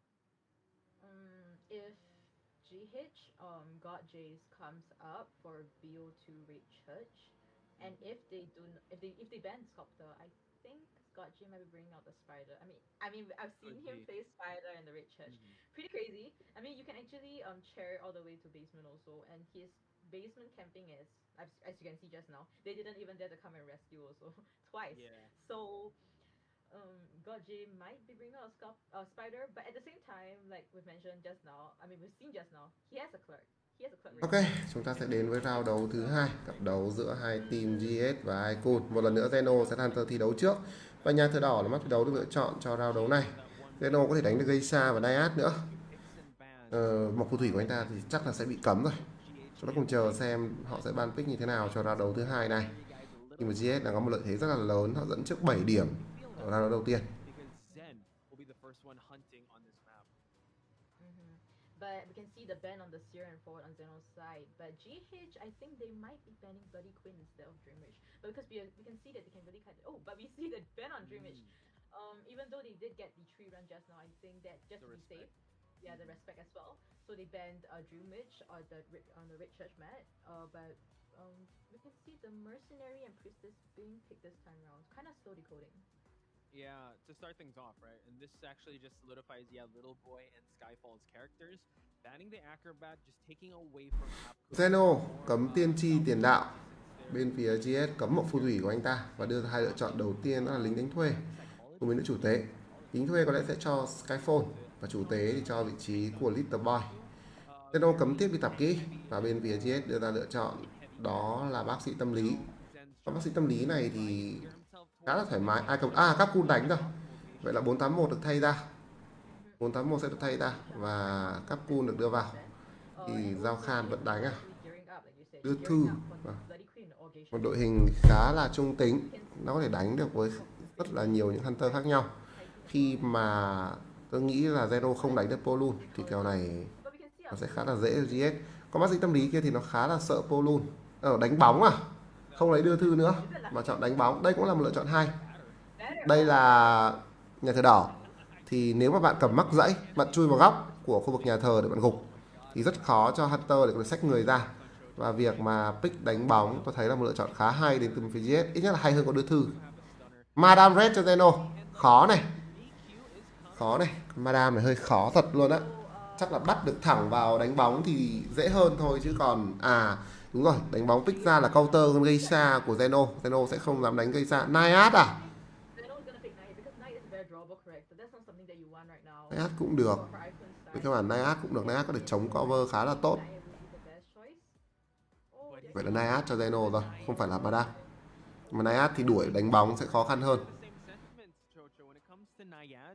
Yes, I mean, I love the Hunter, very unique mechanics, but when it comes to competition, he wants to get more. He wants to get more than those, just a draw. And we've seen how well GH can perform up against Naiad. And they don't have, well, they have the priestess there and they have the mercenary, but yeah, you want to be able to counter. I mean, like just rock hiding can also kind of counter, and knowing your routes and having the support of a batter and a priestess could give GH just that. But actually, looking at the picks and bans on Zeno's side, not too sure why he decided to ban the entomologist though. I mean, it is a counter because when you are swimming, it can actually block you. But maybe, not so sure because his ban looks more towards a geisha or a Billy Queen. It did, and then, yeah. And Zeno, he's great at those two characters. Not too sure why he decided to pick Nayade, which is a drawable character. Well, that's a point we gotta revisit when we see how well his Nayade is gonna perform, because we did say the stakes here. Zen wants to win this one, and Nayade in this lineup, even looking at the picks now, if you're gearing towards a Nayade, you want to ban certain survivors that transition well, right? You want to get rid of a patient, you want to get rid of that. They didn't opt for that, and they looked like they were kind of gearing towards or getting ready for a BQ for a geisha here. So it's very interesting. We've seen GH in the past, well, in up against SKG, to get kind of thrown off by unconventional hunter picks. So maybe Zen's trying to introduce a little strange into the mix here. And speaking of introduced to the stream here, Nello's in the chat. What's going on, Nello? Also, we also got Kaiser, we got Fate, Kino, like you mentioned as well. Frost Knight. Soy Milk was also I saw in the chat. Yeah, everyone's just talking about like how well, everyone's asking. Con cá này bây giờ không biết là đuổi ai đây, đuổi ai cũng khó. Capcom sẽ đánh bác sĩ tâm lý, Skyfall sẽ chơi lính thuê, Little Boy với nữ chủ tế và cuối cùng là Giao Khan. Anh ta sử dụng đánh bóng. Nếu mà lúc đó là một con Madame Red thì tôi thấy kèo này chắc chỉ đuổi mỗi đánh bóng thôi. Còn con Nayade này thật ra có thể đuổi được, nhưng mà vấn đề ở đây là muốn thắng cái team này sợ là hơi khó, bởi vì con đánh bóng kia nó có thể khắc chế Nayade khá là tốt. Zeno xuất hiện trong nhà và hướng di chuyển của anh ta là về khu vực cổng sau, chính xác hơn là nhà nhỏ. Nhà nhỏ là Skyfall với con lính đánh thuê của mình. Anh nhìn có vẻ hơi căng. Vùng nước rất rộng, Skyfall có lẽ sẽ phải búng một găng tay đi. Không, anh ta vẫn đang chạy bộ. Đó là 50% ẩm rồi, và sau đó vẫn phải búng găng. Zen có vẻ như vẫn đang muốn lấy máu của Skyfall. Anh ta đang có một hướng cắm cọc và rẽ vào trong nhà luôn. Capcom ở trong nhà. Rồi. Capcom ở trong nhà, vậy là đuổi bác sĩ tâm lý. 40% ẩm trên người của Capcom, và ẩm thì đang giảm xuống, sợ là sẽ hơi khó cho Zen.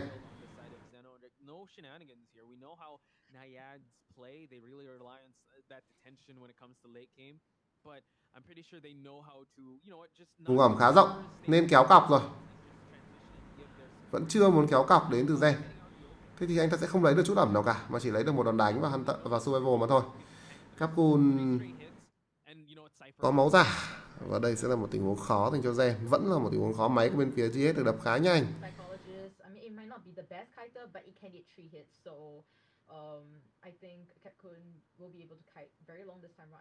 Vẫn theo kịp, Capcom sẽ mất máu trong tình huống này. Nhưng đây là một con bác sĩ tâm lý. Với việc có 3 máu, đánh với những con Hunter đánh hit thường như thế này là cực kỳ lời luôn. Và tôi đang thấy Giao Khan đến rồi. Giao Khan đang đến, có một tình huống giơ bóng ở đây. Ê, vùng ẩm này rất rộng luôn này. Quả bo vùng ẩm này phải nói là hơi khó. Ôi, tốc biến. Tốc biến cũng được. Tốc biến thì cũng được. Đang muốn phá cổng xa rồi. Giao Khan đang muốn ở lại đây tạo áp lực cho Zeno, nhưng Zeno thì đang tạo một cái vùng nước. Anh ta rút ẩm, anh ta bị choáng với một tình huống bóng bạo phá của Giao Khan. Giao Khan mất 2 trái bóng rồi. Anh ta còn trái bóng cuối cùng cho trận đấu này mà thôi, và máy từ độ 1 có thể sẽ bị kiểm soát. Vùng ẩm vừa rồi là khá rộng, nhưng mà không tốc biến vào đó thì có lẽ Giao Khan sẽ có thể cover được cho vị trí Capcom chạy thẳng về từ độ 1, hoặc đó là thảm đỏ, hoặc có thể nữa sẽ là vào cổng xa luôn. Và cổng xa pha này có khi là Zeno chơi lại từ đầu, cho nên anh ta bắt buộc phải cố gắng tốc biến để lấy mạng Capcom. Tôi đang thấy Skyfall đến đây, và tôi thấy cả Little Boy nữa. Rút vùng ẩm lại rồi, đấm luôn. 50% ẩm trên người Skyfall, hơi vội đến từ vị trí của Zeno. Anh ta heavy attack tốt, 86% ẩm trên người Skyfall, vậy là không bị double down rồi. Anh ta rời khỏi cái vùng ẩm kịp thời. và tránh trong một tình huống double down trong tình huống thi đấu này. Capcom chết về khu vực tường đổ 3, tránh máy tường đổ 1 ra cho những người đồng đội của mình có thể xử lý. Kèo này có lẽ sẽ là hòa chăng? Gen đang phá sạch đi những cái tường đổ ở khu vực tường đổ 3 đây rồi. Anh ta xách người treo về tường đổ 2. Skyfall đang cố gắng hoàn thành chiếc máy ở khu vực tường đổ 1. Trận này sợ là sẽ không xong kịp máy. Sợ là không xong kịp máy rồi. Ai sẽ là người đi cứu đây? Zeno đang có hướng muốn di chuyển sang cái khu vực nhà nhỏ này để khóa vùng ẩm lại. Anh ta đang ném một cái lao ra rồi, tạo được vùng ẩm rồi. Đát ẩm về khu vực tường đổ 2. Rút ẩm và máy sẽ không được đập. Máy sẽ không được đập. Skyfall đang quay về đây. Thật ra cứu ra bây giờ tôi không nghĩ là Capcom sẽ sống được. Đang muốn vẽ ẩm mà. Cứu để bị double down.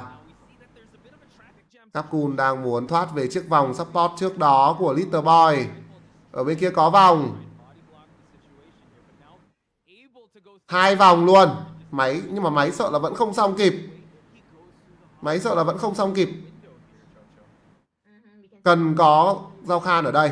Chính xác là như vậy. Rồi một trái bóng cuối cùng. Đánh trượt rồi. Giao Khan đánh trượt trái bóng cuối cùng của mình. Anh ta gồng bóng lên. Nhưng cũng vậy mà thôi. Ê, đứng giữa ván đánh đối phương. Ván được lật rồi, máy 90% cho GS. Thôi xong mất rồi. Thôi xong mất rồi. Máy xong kịp mất rồi. Rồi lại Pram máy 4 người. Lại Pram máy 4 người. Đi. Thoát 4 thì sao ta? Hoàn toàn có thể thoát 4 được nha.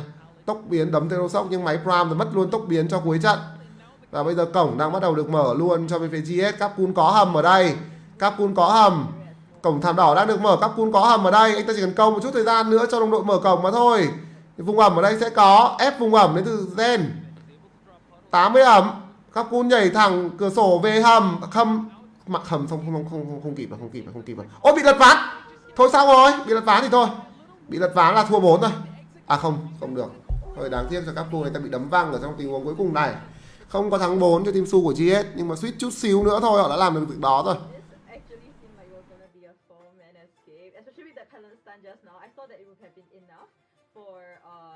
Everybody to get out and Sakai to go for the dungeon, but turns out they just need a little bit more time. So, yeah, it was a great match on GH's side. I can't really point out any mistakes on GH's side. They did everything they could. Psychologist knowing exactly where to go. And he went straight to Better's face. Better just popped his Cypher so Better could OB, and that worked out perfectly. Yeah, it was. They played that flawlessly, even though. We did say that, you know, it's hard for the psychologist to rebound kite. That's why the priestess portals were there. That's why the batter was there for that support. And GHB just showing everyone that they are a very well-rounded team. They can roll with the punches really well. They knew everyone had their shining moments, from rescuing to popping ciphers to providing that support.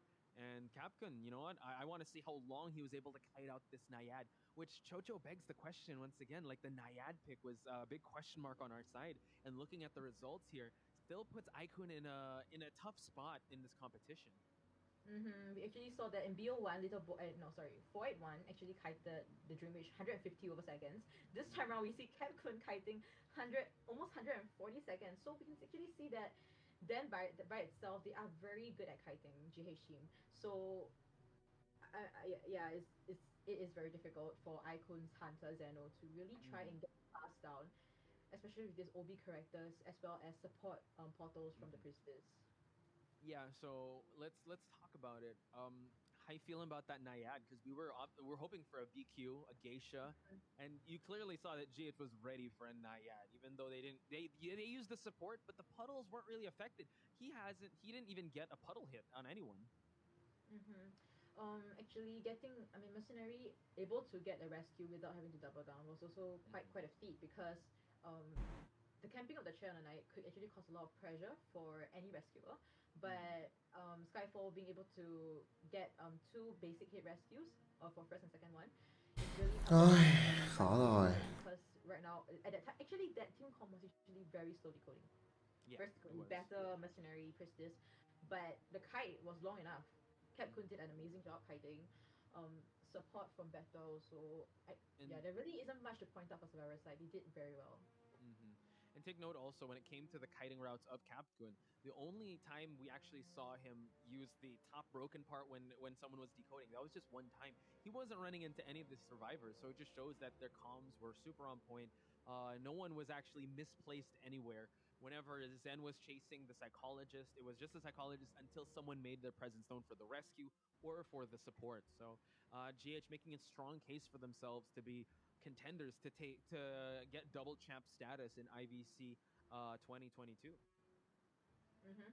So next round we'll be actually seeing GH God J again, as well as Icon Survivors at this map. So right now the score is 3-1. That means Icon Survivors have to at least get 3 escape, if not At 4, least. Wow. for the BO3. So that is a lot of pressure on the Survivor side of Icon. God J probably will be having an ease of his mind because he just needs at least one kill to secure the win. I secure the tie for BO2, and no, that's no. Yeah, he I just needs think a tie. Yeah, if he gets the one yeah. kill, it's still if they're able to get the three out. This actually kind of dovetails to your point, Chocho. We could see a spider. I mean, his spider definitely gets more than 4Ks and went up, but he's so good with that character. He also has if you ban the sculptor, he has Dream Witch. If you ban Dream Witch, he has sculptor. He also has Bloody Queen. He has a lot of hunters, so it's really a matter of picking your poison. And tournament stat for GodJ, his worst performance is 4K. He's been doing 4Ks all throughout. He hasn't had a worse performance in this tournament just yet. Actually, he did get a tie against SKG during BO3 as a spider. So, Oh but yeah, but that was yeah, right. but yeah, that's not what he needs. I mean, but that's what he needs. So Yeah, maybe a spider that's might be coming out this time. could be, could be. Unless he wants to try out, you know what? This could be an opportunity for him to try out Clerk if ever he wants to get more flight time with that character. We've Mm-hmm. seen Clerk be a menace in all these. What's scary is that if, with God J's mechanics and game knowledge, and he uses Clerk, that's gonna Mm-hmm. be tough for any survivor. So, Icon, ladies and gentlemen, are. I mean, this is do or die for them to stay. To stay alive in this matchup. Again, this is group stage, so they can still have a chance to go up against BL and secure more points. But as of now, this might be their last stand going up against God J for this game to continue. Exactly. So I'm not too, actually I was thinking about it. I'm not too sure what Team Com Icon is gonna bring out this time around because they need at least a 3 run. So Mm-hmm. I believe that definitely no mechanic, Yeah, no cannot. mechanic, because that is a terrible Mm-hmm. character. Talking about maybe Time Ranger would Uh, be great as well. I mean, they really need really kiting heavy mm-hmm. and support heavy characters. Yeah, So this is gonna be difficult. they can. Well, it depends also on God J because God J is gonna ban two survivors, right? Most likely they Mm-hmm. want to see Priestess and Seer, which is again they're not really looking for that. They have brought out Acrobat. Let me just run the roster of characters that they've brought out. So they have Acrobat, they have Ê, Merchant, cặp đầu này chán ghê ta. Merchant. Giờ ông có dây quất nốt ván cuối đi để còn mẹ sang cặp 2 chứ còn Well, again em now nói về TMX đánh thế nào. Cơ bản là một team thì redemption on that phone. ba ngoại binh, một team thì hình là hai ngoại binh. Xem họ đánh với nhau như thế nào. Chứ còn mẹ xem hai ông GH với Aikun này đánh là thấy ông GH đang hấp diêm rồi đấy. Không khác I gì think God 18 J cộng luôn. doesn't have any hunter that he wants to play at this point, but he's just gonna look at the team com and see what can really get him high and above situation. So we'll be seeing the character band picks right now for God J as well as Icon Survivors. Mm-hmm. So saying what's up to everyone here, Daisy, Lemmy, Aurora. Aurora's in the audience, dude. You're about to be on the tournament, ma'am. So we got Kino, Mr. Jakra, Jade, Maney once again, Vanilla Kinda, Fate, and Miryu, and also shout outs to Chantel once again. You know she's always asking for shout outs. And Tyser, we see you in the chat, and using a nickname of mine, I guess. So let's see it. They are gonna ban the forward and the seer. So I mean, we can see the respect band on the sculptor. I mean, he has been consistently getting the 4 Nào, kill on ban the pick của sculptor. round So 2B. definitely Map này thì cấm Galati à? Godjay có khi đánh luôn Polun luôn này các bạn này. yeah, of course. Nhà thờ đỏ là đánh được Polun này. Tiên tri tiền đạo bị cấm, Galati bị cấm. Cùng chờ những lựa chọn từ Aikun. Tôi đang nghĩ là họ không cấm Polun là Godjay đánh Polun luôn á. But I don't know. We just have to wait because that's a silhouette. Wait, who is that? I don't know. I can't even tell from its. What's that? Oh, it's mercenary. Mercenary? There we go. Yeah, okay, it's a hooded figure. I was like, is that his hair or his hood? Okay, it's mercenary. Not bad. Okay. Sublime But Isis. yeah. Yeah, Huh. Mm-hmm. we can see the acrobat as well as mercenary pick here. I mean, it will be. I mean, this will be a. This means that it's gonna be a very stable rescue. Kiting wise, acrobat can jump over windows, so shouldn't be a big problem here. These two picks are pretty standard. We can see God J banning the priestess, another supporting heavy character, Mm-hmm. and survivors. I think they'll be picking Postman? a postman. Interesting that they lock in with this Hmm. postman here. So, kind of giving like a chink in their armor here because you want to go for that postman right off the bat. And Godjay known for like sidestepping the dogfight. So this kind of opens up Godjay to kind of ban the entomologist here. It's just round out the usual suspects of meta survivors that you do not want to deal with, putting Icon in a tough spot. And no, going for the psychologist here. So Icon this time, I think they may be picking a kiting character once again. Is that a cord? Is that a mechanic? Oh my god, they're actually locking in with a Hot J cấm đi tiên tri tiền đạo cho là cấm đầu tiên. Đối phương lấy lính đánh thuê cùng với diễn viên tạp kỹ. Anh ta quyết định cấm đi nữ chủ tế cho là cấm thứ 3 của mình. Và sau đó là bác sĩ tâm lý ở là cấm cuối cùng. Bây giờ lính thuê, tạp kỹ, đưa thư và bé gái cho bên phía Icon. Còn God J có vẻ như đang không nhá Polun mà anh ta đang để con tượng sáp. Con sáp này vẫn đang là phiên bản chưa được búp lên. Đổi sang Madame rồi. Vậy là khóa vào Madame Red chứ không phải là con tượng sáp hay là Polun như tôi đang nghĩ. God J muốn một kèo đấu an toàn. Anh ta muốn một kèo đấu an toàn. Anh ta đánh luôn Madame rồi, không cho đối phương cơ hội. Có Madame mà chỉ cần hòa thôi. Và câu chuyện này thực sự là không khó khi đội hình đối phương đưa thư bé gái. Thôi rồi, nhìn nó hơi khó để mà họ thắng được á. But I think it's okay this team comp because the little girl and mercenary this pairing is very meta. We can see it very often in China IVL.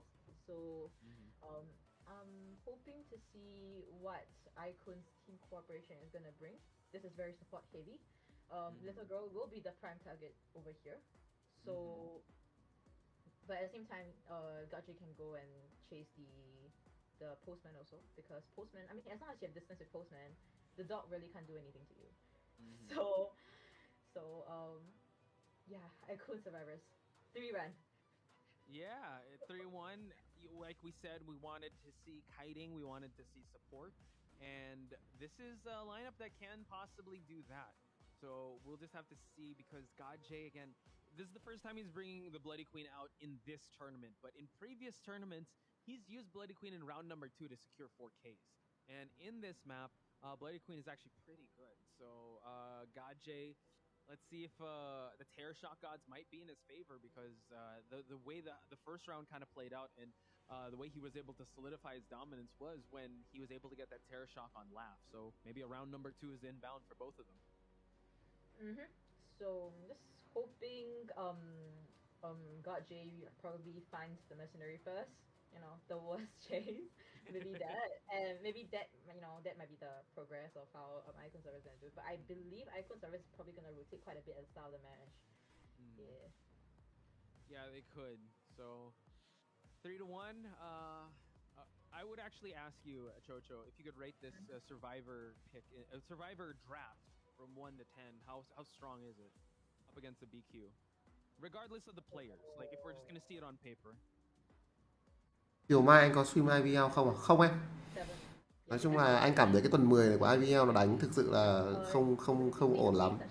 Một số đội là hết hy vọng rồi thì họ đánh kiểu không quá là cái hát nữa, họ đánh kiểu vui vui ấy. Hay một số đội chắc vị trí vào, chắc cái vị trí của mình không bị ảnh hưởng nữa rồi họ cũng đánh, họ test những cái nhân vật này nhân vật kia. Nên là nếu mà bây giờ muốn xem chờ vào playoff xem các đội đánh nhau ở BO5 nó sẽ hay hơn là việc mà ngồi xem mà mấy cái trận BO3 kiểu ở những cái cặp trận nó vô thưởng vô phạt đấy. God J, anh sẽ tiến về khu vực cổng sau ở giai đoạn đầu trận và đuổi vào có vẻ như là Xuen của bên phía Icon. Xuen cầm cho mình là lính đánh thuê và đây là một tình huống búng găng tay đi để thoát khỏi cái gương đầu tiên của God J. Nhà nhỏ là GNTN. God J có vẻ như chưa quan sát được, con bé gái nó khá là thấp và God J chưa quan sát được GNTN. Bây giờ dí ra tường đổ 2 thì gặp Lau ở đây. Lau trận này đánh diễn viên tạp kỹ, anh ta hạ ván sớm Và bây giờ thì Godjay sắp có gương mới rồi. Missing out on the tinnitus. I mean, he did get the tinnitus, thinking that it's the Cái này có thể nhảy được cửa sổ. the look over at check. Một chiếc gương được đặt ra chắn ở cái cửa sổ này. Okay, the hit here. Is he gonna ball away? Is he ready to Vẫn ball đang away? nhá rất tốt đấy từ Lao. Oh, Nhá tốt, vẫn đang nhá tốt, nhảy bóng nhưng mà không được rồi. Anh ta vẫn ăn đòn đánh của Godjay, tuy nhiên bóng trắng được ném ra. Và đây là một tình huống Godjay bị câu khá nhiều thời gian với việc bóng trắng nó sẽ giảm tốc độ tương tác địa hình của anh ta. Tốc biến đang có nhưng khoảng cách là cực kỳ lớn. but, I mean, it did work out well eventually. Lao Still a anh bit ta phải cố gắng làm thế nào đó tránh được chiếc gương tiếp theo của đối phương. Gương chặt ra chặn đầu. we'll see how Còn là nhảy thẳng là vẫn đi đường này. Serpent. Nhảy thẳng. Oh my God, wait, Serpent. Xoay gương sang và tốc biến đang có. Godjay sẽ có mạng cho mình trong tình huống truy đuổi đầu trận này. Không cần đến tốc biến. Không cần đến tốc biến luôn. Xử lý rất hay. Xử lý rất hay với con Madame. Yeah, go away. Well, he's gonna try to pop that cipher before yeah, Godjay tries to monitor who is at the top broken cipher. I mean, we see the postman actually, but Godji doesn't know, I think. Oh, but he mirrors the postman. Postman might be getting that. Oh, hitting that chair. Vừa rồi là một tình huống gương nhưng mà chém vào ghế đến từ Godjay. Anh ta không lấy được máu của SuPX. Mặc dù đã soi được đối phương mà vẫn không lấy được máu. Vậy là cái gương này nó chỉ ép được SuPX di chuyển khỏi chiếc máy tường đổ 1 mà thôi, chứ không ép được lấy máu của anh ta. Suen sẽ là người vào ghế cứu. Một tình huống cứu khá thành công. Và Lau đang còn bóng đen. Đối phương thì còn tốc biến, thực sự là hơi khó cho anh ta. Bây giờ gương trượt thì tốc biến thôi. Gương trượt tốc biến cũng không khó cho Godjay lắm. Đè bóng. Lách được một đòn đánh. Nhưng đòn đánh thứ hai thì không né được rồi. Máy của bên phía Icon đang khá chậm.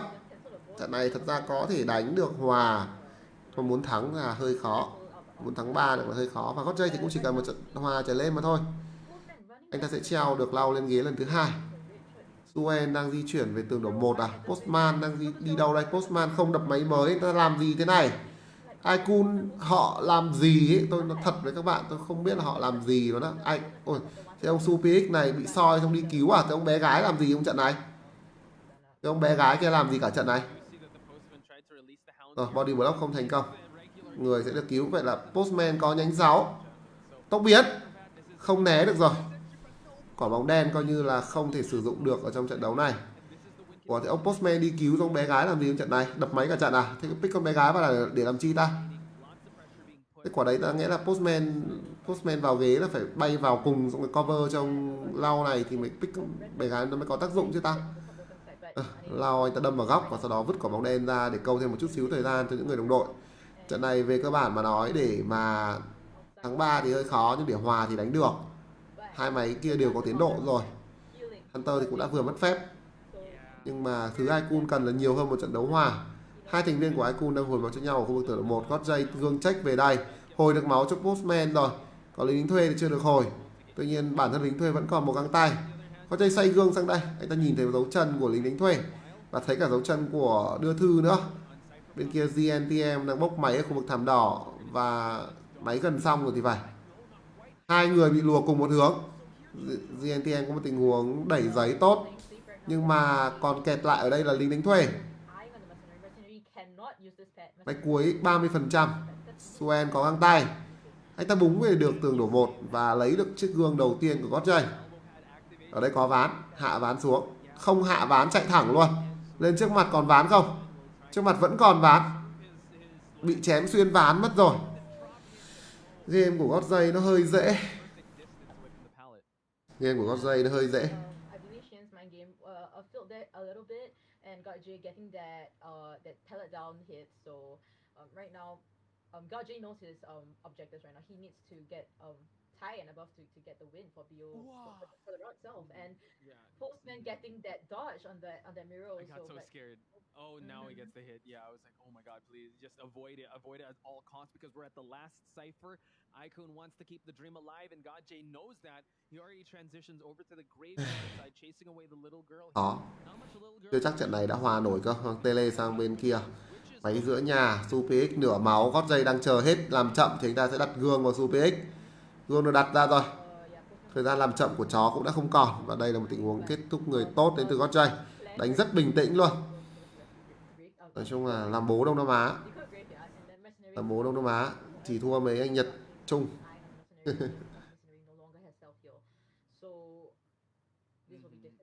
still, no matter what, even if the Cypher can prime and pop, it's still a Hunter man. Suen đang là người đâm vào cứu. Máy cuối gần xong cho bên phía Haikun rồi. Hunter đã không có phép, họ nên tranh thủ thời gian này. Suen sẽ chịu một đòn đánh và cứu được người.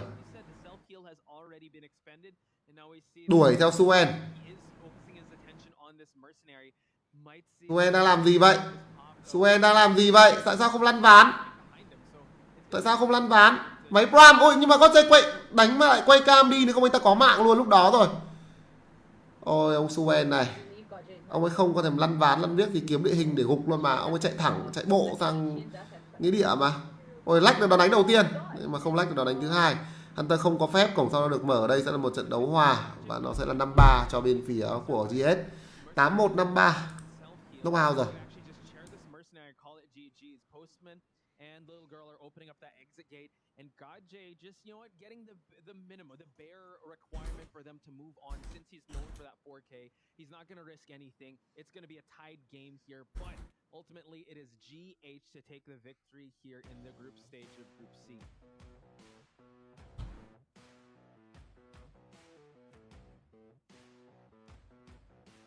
What an amazing performance by GH, ladies and gentlemen. Just overall, no holes in their game. When it comes to the Survivor side, when it comes to the Hunter side, they are ready. And there's a reason why they are the defending champs, because they're just so on point with all of their victories and all of their strategies coming in for them to be able to get this victory. And honestly, I'm speechless as well as Chocho here, because she's going to be with us in just a bit. But for now, just gotta give our... Whoa, I am at two places at once, ladies and gentlemen. This is interesting.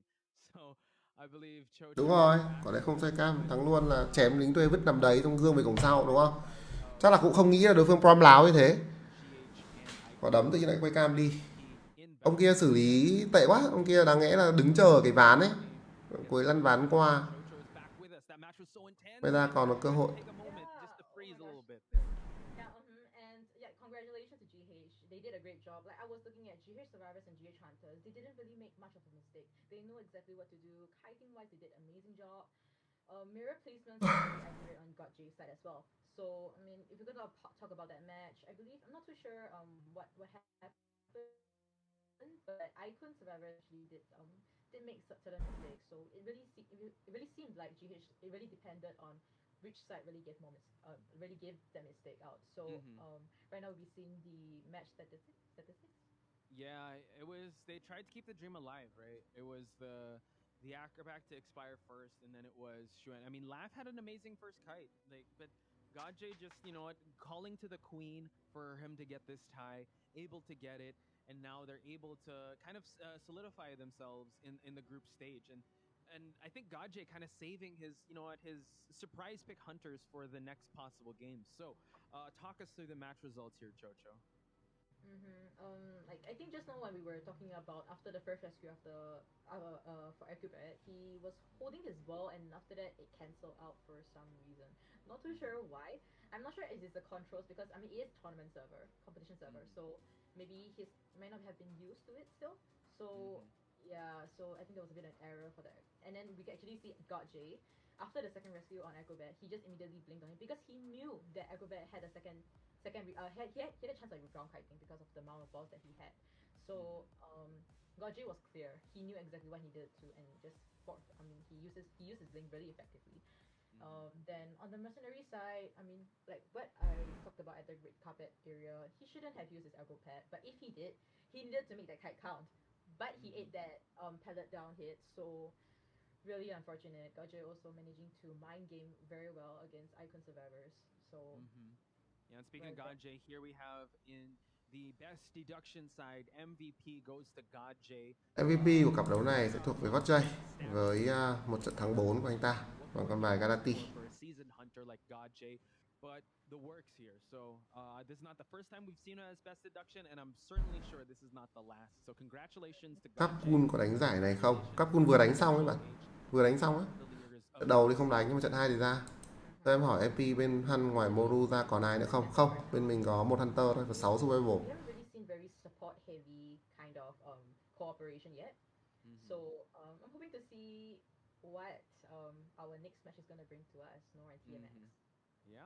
No. So, like Chocho said, our next match, ladies and gentlemen, would be NR versus TMX. Once again, I've been Poch Spice. That's Chocho. We're going to take a very short break, but when we return, more of the Identity 5 Championship Group Stage, day number 2, when we come back.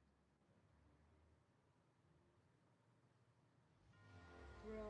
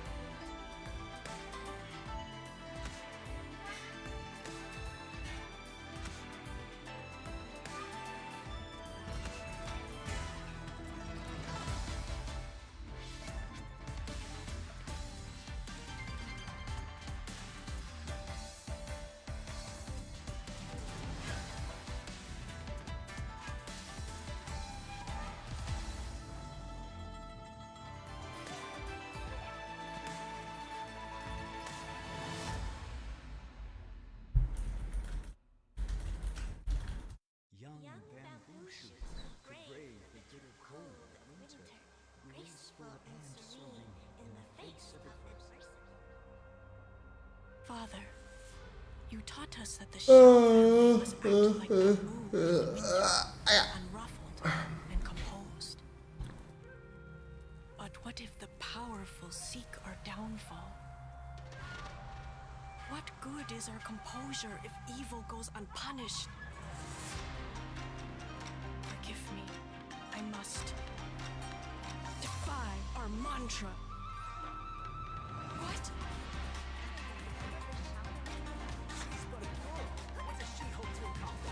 Race to the family.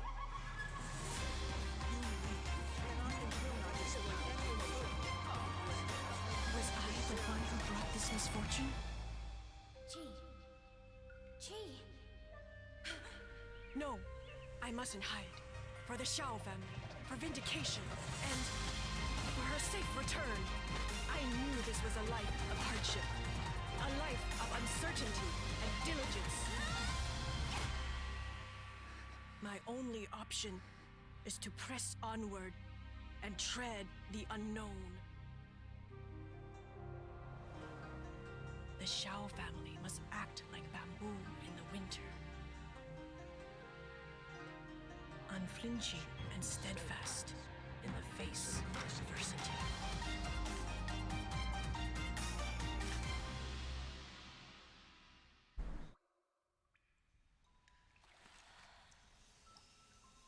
With steam dense as a veil, and wine sweet as honey, one can't help but relax at the hot spring. Return to basics. Surrender restraints. Relinquish thyself. Like the eagle, plummeting straight down, lusting for lambs, hating all lamb souls. Bathe in the spring, we drink. We worship. We indulge.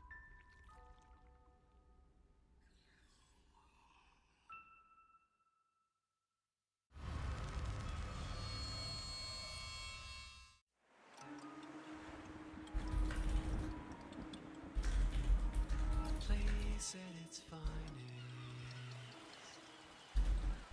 in July decay, and then in August for flowers they were made.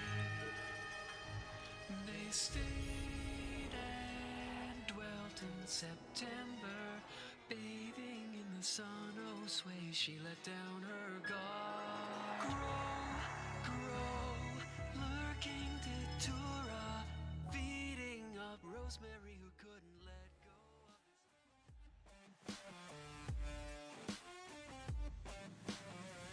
his. Ladies and gentlemen, welcome back to the Identity 5 Championship for Southeast Asia 2022 group stage.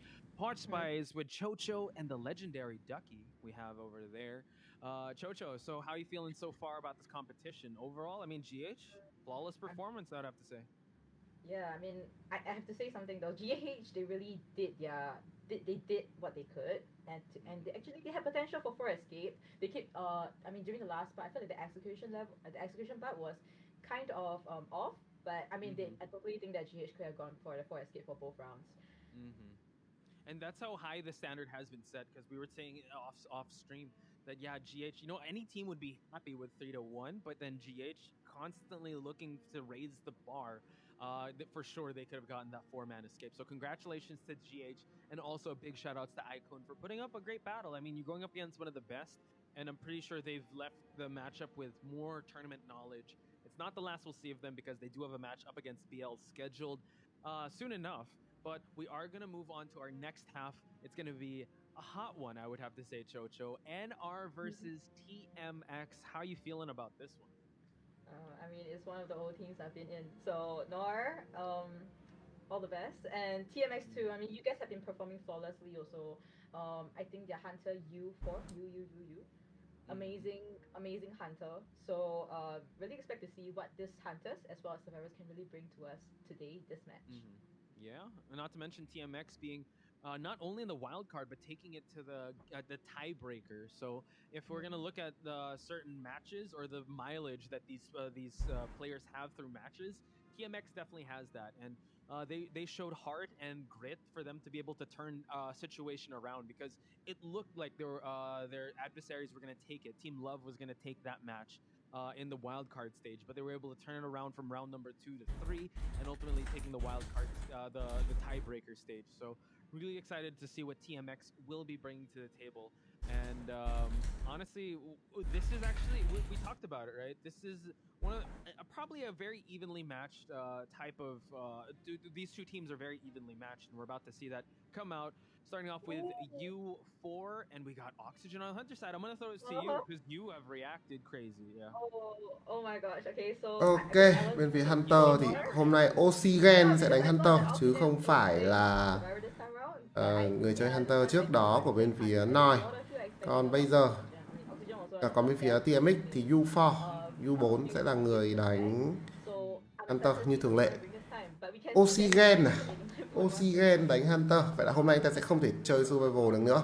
Thế thì team Su của bên phía Noi sẽ còn ai ta? Còn Nio, còn Aurora, còn DDD với cả còn ai nữa? Tôi đang không biết là họ còn những còn thành viên nào ở trong tình huống này để đánh Survival nữa khi mà Oxygen sẽ sang Hunter chơi.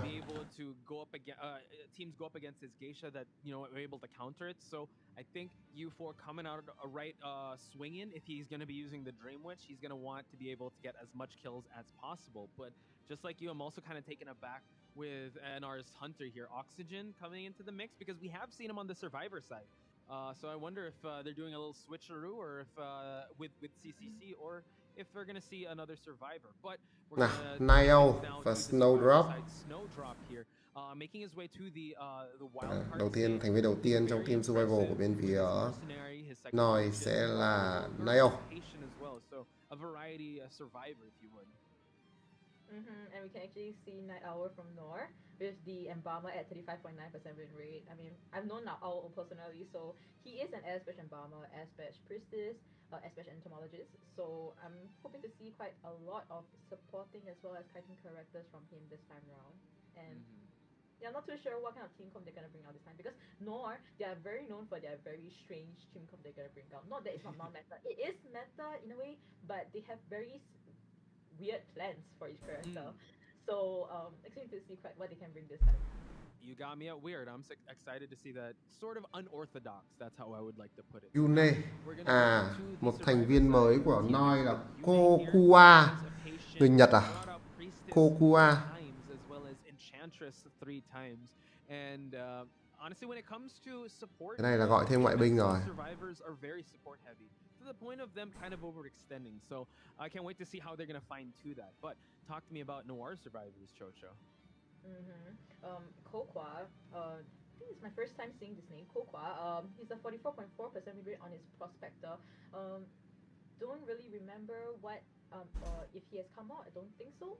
So I'm hoping to see what kind of character he is gonna bring to the match later on, since he is in the front lineup. So yeah, hoping to see what. But at the same time, talking about Yune actually was that legendary priestess that managed to tie against Let's go from ZT. So very bảng này có một team rất mạnh của C, đó là ZT02.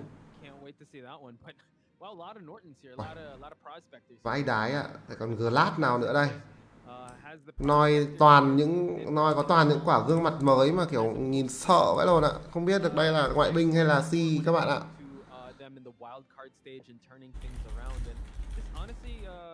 Chocho, this is also a new name from Noir here. Do you know anything about Glass? Not too sure who Glass is too.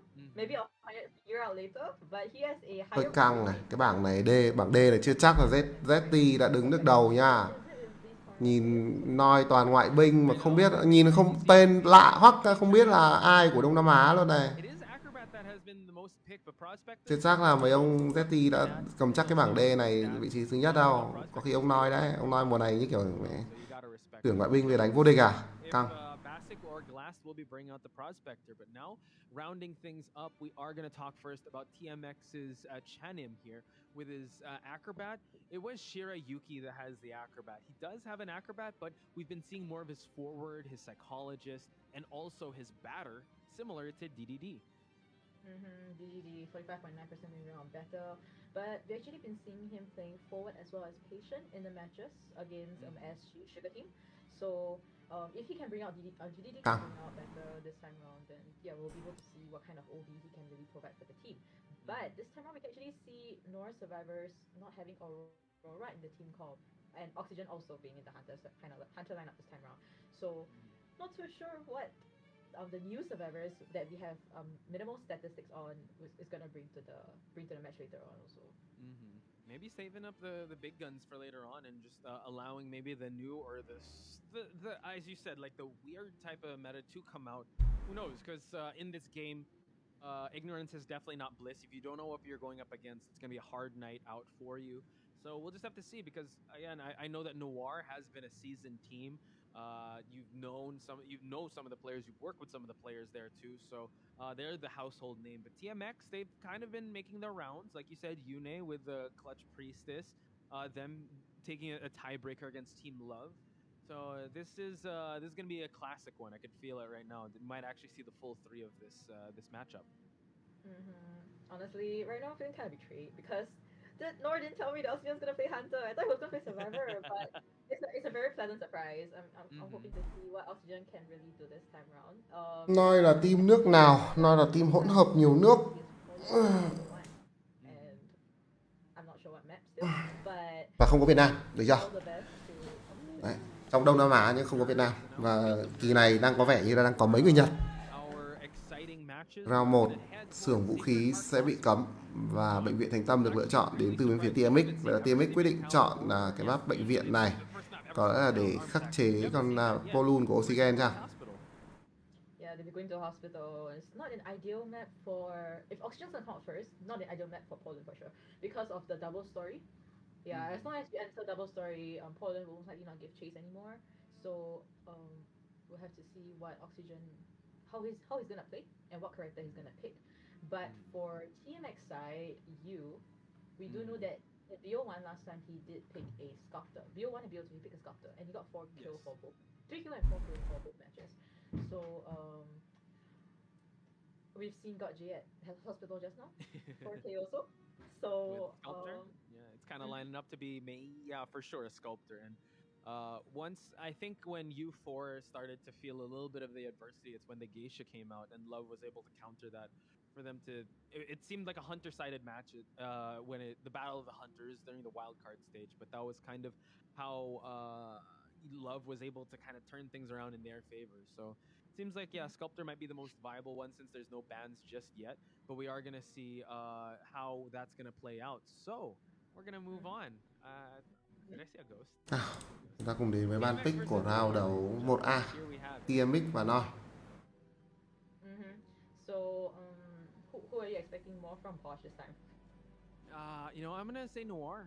Noir, especially that we have the big brain Chocho here to give us some insights on what Noir is gonna bring to the table. So Oxygen sẽ Hunter ra trận cho bên phía Noi ở round đấu đầu tiên này. Map thi đấu là nhà thờ đỏ hay bệnh viện kia? Nhà thờ đỏ à? Xong anh nhìn là Sacred Heart Hospital cơ mà. I mean, for me, I think they're all new. So Bây giờ lại thành nhà thờ rồi. Thôi rồi. Cứ chờ vào trận là chúng ta biết map gì thôi đúng không? Oxygen sẽ có 3 lượt cấm ở trong cái round đấu đầu tiên này. Chúng ta cùng chờ anh ta sẽ đưa ra những lượt cấm gì. Anh ta đánh Polun được, đánh Bonbon được. Polun Bonbon. Có một nhân vật Hunter mà Oxygen khá nổi tiếng là con Ben. Ba né cấm tiên tri rồi. Có lẽ là muốn đánh Polun map nhà thờ đỏ này chăng? Chủ tế cùng với tiền đạo là hai lựa chọn mà TMX đưa ra. Tiền đạo có lẽ sẽ cho Chan Nim, chủ tế để cho Yune. Có lẽ sẽ là như vậy. Hôm nay Shirayuki không đánh. Yune, Snowdrop, Basic. Ôi lại ông Basic này à? Ông này là ba gà chứ Basic gì? Đau đầu. So forward will most likely be Chanim. I hope I pronounced that right. Yeah, Chanim. And we see the second band on the Acrobat. Snowdrop here, usually brings out the Merc, the Psychologist, the brawny ones. But Entomologist is making his way to the mix. That might be Basic's Entomologist. And like you said, Yune on this Priestess is so mint. It's so good. So we see that solid bans on the side of Oxygen, I would have to say, depending on what he's going to pick. Actually, I'm going to throw it to you, Chocho, when it comes to this. What kind of Hunter is he gearing towards to using? No, there's no way. There is no way. He's I know, changed okay. oxygen, bro. That's not the oxygen you knew. Okay, okay. Oh, okay. Whoa. Okay. But in hospital? Chủ tế tiền đạo. It's Nhà cô trùng học và đưa thư. okay, like, Oxygen sẽ đánh Polun trong round đấu đầu tiên này. Like, Tiên tri, tạp kỹ và bệnh nhân là ba nhân vật mà anh ta cấm đi. I know of is daring enough to bring out Portland. It's That's Oxygen. true. It will always be Oxygen, and I trust him so much with his I mean, Portland. So yeah, even in community tournaments, I believe also in, yeah, I've seen him bring in Arms Factory, Pollen. Here, you're gonna have to just trust it. We do say that this isn't the most favorable map for Breaking Wheel, but this is no ordinary Breaking Wheel. It's Oxygen. So I think coming into this, yes, TMX has the buff of well, just having for like non-banned survivors here. You have the Priestess, you have the Forward, Entomologist, and the Postman, just to give that decoding buff. As well as I would say that, you know what, they're gonna have an easy time if they're able to position themselves well. But this is Oxygen we're talking about. exactly, and I think that TMX, not that I think, we can see that TMX has forgo the Mercenary, which is a very stable rescuer. So if Oxygen can capitalize on that point, then it might turn the game around for Oxygen. So however, we see the Entomologist as well as Postman, which is more of an easy target for Oxygen. The best target would definitely be Postman, because Entomologist B can really give it speed boost to really dodge those spikes early game. So yes, let's see what they can bring to us this time. Deep breaths for everyone in the chat. This is going to be a tight one. TMX versus Noir. It seems like, yeah, it is going to be Snowdrop on Postman duty here, while Chanim will be on the Entomologist. Yune, we've known, yeah, you did highlight his Priestess prowess, and trust that he will come in with those holy keys to just give that support. But what's that support mean to a Breaking Wheel when he's in wheel form, right? So Oxygen is going to make sure that he's going to try and down the most optimal target, which is that Postman. So all the best to Oxygen as well as TMX survivors. Hoping to see what TMX survivors can really bring out this time. Because Snow Drop sẽ đánh đưa thư. Yune sử dụng nữ chủ tế. Basic cầm tiền đạo à? Ok, vậy là Chanim sẽ là người chơi nhà cô trùng học. Ông Basic này là ông đào vàng 3-500 chết 5 giây với Polun, và còn cầm 39 đánh với Polun đây mà. Bây giờ thì chắc là bắt buộc phải đánh 39 với Polun rồi ta. Không phải là nhà thờ các bạn ạ. Đây là ban tổ chức hiển thị sai hình. Đây là bệnh viện Thánh Tâm cho round đấu đầu tiên. Và Oxygen vẫn quyết định đánh Polun cho cái map thi đấu bệnh viện này. Anh ta lăn về bãi cai, check được người ở đây và sau đó là quay sang khu vực cổng trước. Snowdrop sẽ là người đầu tiên bị truy đuổi rồi. Chỗ này thì không thực sự là mạnh lắm. Snowdrop bị bắt giữa đường luôn. Đây là địa hình rất khó.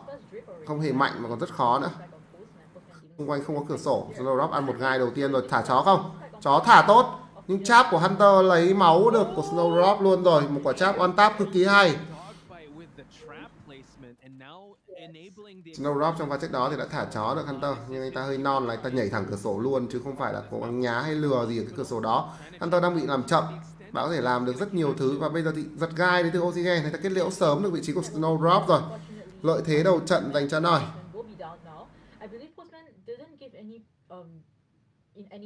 Anh non nha, nói thật luôn á. Bạn ném cháp, bạn ném chó trúng rồi, đối phương đang bị làm chậm rồi thì bạn cứ bình tĩnh, bạn né cháp thôi cho bạn xử lý, nhưng mà anh ta lại đâm thẳng vào cái cửa sổ luôn, anh ta nhảy luôn. Thế là cái cháp nó mới trúng đích, chứ quả đấy lừa xong rồi cho Hunter ném cháp vào cửa sổ xong bạn đi ra ván và bạn vẫn cai được bình thường mà. Is going to get spotted out here. Going to convert back to wheel form just to spike this forward. Going to try to go for another spike just to make sure that once he hits this forward, he's going to cháp được quăng ở chân ghế, đấm luôn tiền đạo rồi. Còn ong không đẩy được đi đâu. Oxygen cố gắng áp lưng của mình vào tường trong tình huống đó, áp lực vào địa hình trong tình huống đó, và sau đó là tiền đạo húc ngược lại đến từ Basic và anh ta bị đối phương bật phấn khích lên, hạ gục luôn rồi. Double down cho vị trí của Oxygen. Bây giờ mắc chiêu rồi, tỏa gai đang có, và kèo này nói chung là TMX đánh bằng niềm tin. Polun yếu map này là yếu thật, nhưng mà khi nó đã mắc chiêu rồi thì thực sự là rất khó. Hai gai trên người Snowdrop và anh ta gục luôn rồi. Vừa gục người được, vừa double down. Sao? Này thực sự là không có cơ hội gì cho TMX hết. Trừ khi, mà thật ra không có trừ khi gì đâu. Khi Hunter mắc chiêu rồi, câu chuyện của con Polun này nó quá dễ dàng luôn. Chìa kiếm lấy một gai, tỏa gai lấy một gai nữa, né làm sao được. Lấy cái gì ra né. Cứ thế là nó snowball và bạn đi thôi.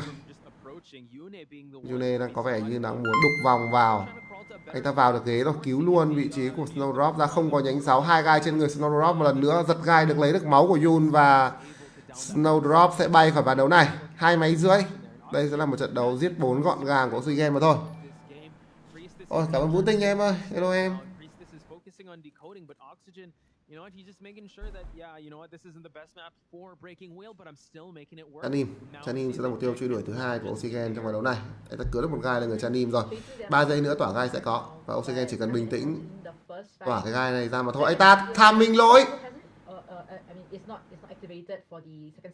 Tham minh lỗi, đánh được con ong rồi. Oxygen phá luôn ong và ông kia thậm chí còn không thu ong về. Giật gai lấy máu của Chanim, sau đó là đổi dạng lăn đi ra kiểm soát máy của bên phía TMX. Máy TMX trận này thực sự là chả có ai đập được cả. Người thì double down liên tục.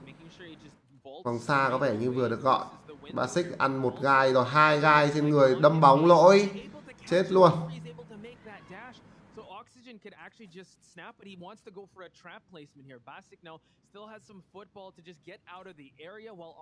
Đâm bóng đi rất xa đến từ vị trí của Basic. 1 giây nữa sẽ có giật. Oxygen. Anh ta lấy được mạng của Basic luôn rồi. Vòng xa cũng sẽ bị phá và máy trận đấu này không thể nào xong được. Một trận đàn áp cực kỳ mạnh mẽ đến từ Noi. Tôi đã kỳ vọng trận đấu này sẽ hay hơn. Nhưng có vẻ như là nó không được như tôi mong đợi rồi.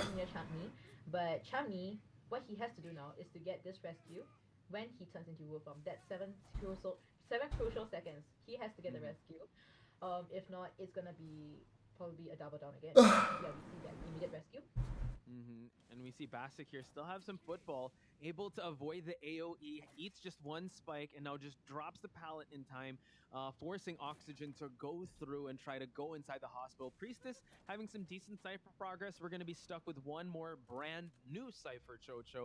So it's still a back and forth here. Oxygen not out of the woods. Một máy cuối nữa đang còn cho TMX. Nãy giờ thì Oxygen đang lăn đi kiểm soát khá nhiều.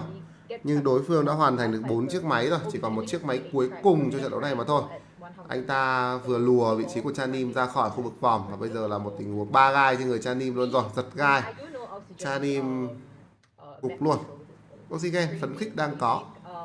Anh ta đổi dạng và vừa rồi có một tình huống quan sát máy. Lăn đi đâu đây? Lăn sang trước nhà nhỏ. Check máy không thấy ai ở đây cả. 3 máy cuối gần nhau.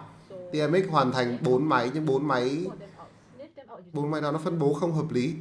Nếu bây giờ mà họ còn 2 máy 2 đầu map thì có lẽ còn có thể chơi được, chứ còn bây giờ các bạn nhìn xem 3 máy cuối, một máy ở chữ T, một máy vòm, một máy cổng trước. Làm sao mà đánh người ta? 2 ván cổng trước, vòm với cả chữ T, không phải chữ T, 3 ván. 3 ván, 2 ván và vòm. Một thế máy hình tam giác. Basic đang cố gắng cai nhưng anh ta gục mất rồi.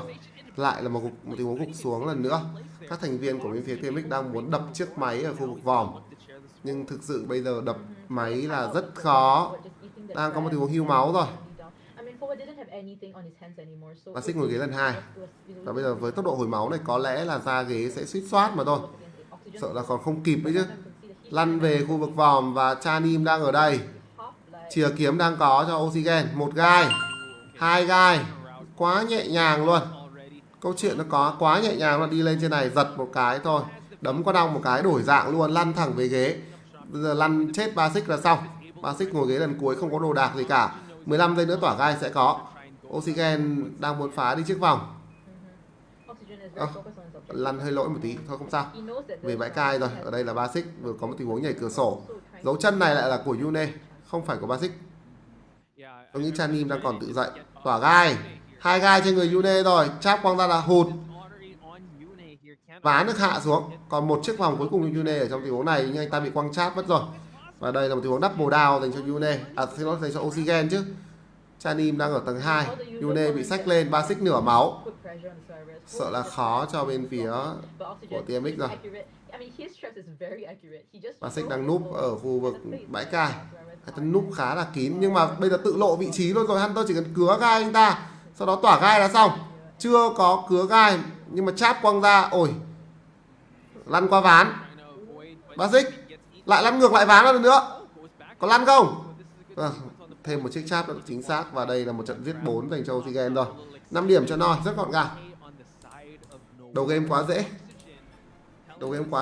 Team Tiệm map X pressure, có map người placement, chơi đưa when thư you họ use cai the lỗi. breaking wheel, regardless if it's Arms Factory or Hospital, you're gonna fear the wheel. I mean, even though it wasn't too much of an instant down, I mean, when he saw the postman, he did get the hit already. So, but what I could tell from Oxygen is that his traps are very accurate. I feel like his accurate trap placements has really won him the game just now. Yeah, and we have people in the chat saying, I really don't want to miss an Oxygen match because that's something that they want to be able to see. And a lot of people sheeshin for Oxygen with how well he placed those traps and the way he was able to hunt there. And looking back, I think that they tried their best to stay in good spots, but Oxygen was just so good with the trap placement. Bringing the excitement also was just so masterful. And usually, it's a tough gamble because you'd think that you just have one stunner, he won't really bring it, but it paid off in dividends for Oxygen. Yeah, it was a. I mean, Oxygen. When he brought out excitement, he must have been really confident with his chasing ability because not many Right. opponents would bring excitement, but he did, and also he really because this time on his tournament server, there is no flying wheel, and we can really see him capitalizing on that. You can see that all the servers are just downing really fast because there is no flying wheel, nothing to help them kite further. So it was a crazy match for Oxygen. Yeah, with one cipher remaining. A lot of them actually saw a lot of kiting time or containment time because Oxygen prioritized, just went back and forth. And that's the beauty of a breaking wheel, ladies and gentlemen. And it's rare to see a breaking wheel in a map like this, but Oxygen bringing, the heat to Team TMX. And actually, you know what, Chocho, I have a question when it comes to Oxygen. Why is his name Oxygen? Oh, I'm not too sure. I don't know. Like, Okay, it's all good. Because it's a very interesting name. It's a very known name. It's a very feared name in the Southeast Asia. And I just gotta, I want to be, if you guys know in the chat, let us know because that's a very unique name. And for him to be, I just want to pay respect to the name if he has, we all like British. Nào, để chúng ta cùng xem I can't say that, oh yeah, he really likes team hockey. survival của bên phía Noi I digress. thi đấu như thế Now nào đây. we're gonna switch things up. We're gonna see Ở trong vòng đầu Survivors thì on họ the để wall Oxygen đánh side. survival, bây giờ chúng ta đánh Hunter. U4 probably bring out that Skulker. Thế thì chống đi một vị trí survival, yeah, I'm họ not too bù sure vào how hai Blue thành is viên gonna mới, go in this round một người là because Glass he has và to một người là also Kokua. get the match Tôi đang không có thông tin về hai người này. tied up. Có thể họ là ngoại binh, cũng có thể họ là người của Đông Nam Á. Chúng ta chưa có thông tin gì về họ hết. How this survivors on North side is gonna do? Not at all. So if they are able, if I am in Nor right now as survivor, I will want a team comp that can really tie. Just tie first and then move on from something there. So maybe like a mercenary forward, priestess, even a postman would be great because postman gives it decoding buffs and the characters that can really tie is kind of slow decoding. So yeah, I'm not too sure how they're gonna go about picking their survivors for Nora. Yes, since this is new territory for us too, because those are new names on Noir side, we're not quite sure what the survivors bring to the table. We did see a lot of prospectors. I'd be a little sad if we don't see a prospector. I'm not gonna lie, even in round number 1, since we're teased a lot in the match results. But I will bring a stat to you that you know what, U4 with his sculptor did get a 4K against BL. 3K. First round 3K, second round 4K against BL. So it's kind of written on the walls here that he's going to go with the strongest hunter. So it could be possible that he can live up to Oxygen's standard of that 4K. But like you said, if they're able to draft a composition that can gear towards a tie, promote that Cypher Rush, and just kind of sacrifice if needed and starve the Hunter of Presence, this round could go to Noir's side. Definitely, and actually talking about that previous match just now, right? One thing that the forward did really well, I'm not too sure if you catch that too, but he managed to ball away before the second skill hit him. Yes. It was near the backage area, so it's not an everyday thing that a forward can do that. Like even forwards, I've seen them failed that multiple times.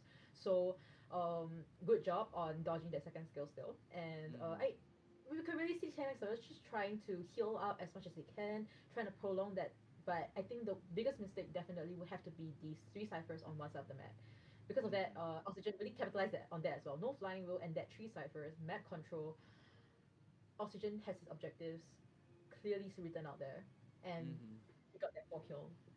When you break it down like that, it's like, yeah, Oxygen had like a checklist of what to look out for, and really solidified when the cipher progress or the cipher placements were there where he, and we're talking if it's in that triangular part that you mentioned, when it's in that area and you have a breaking wheel that can catch you out in the open and not go to those area like ruins or like hang around in birdcage, because you could just like jump out and then yeah, it's hard for you to transition towards that window.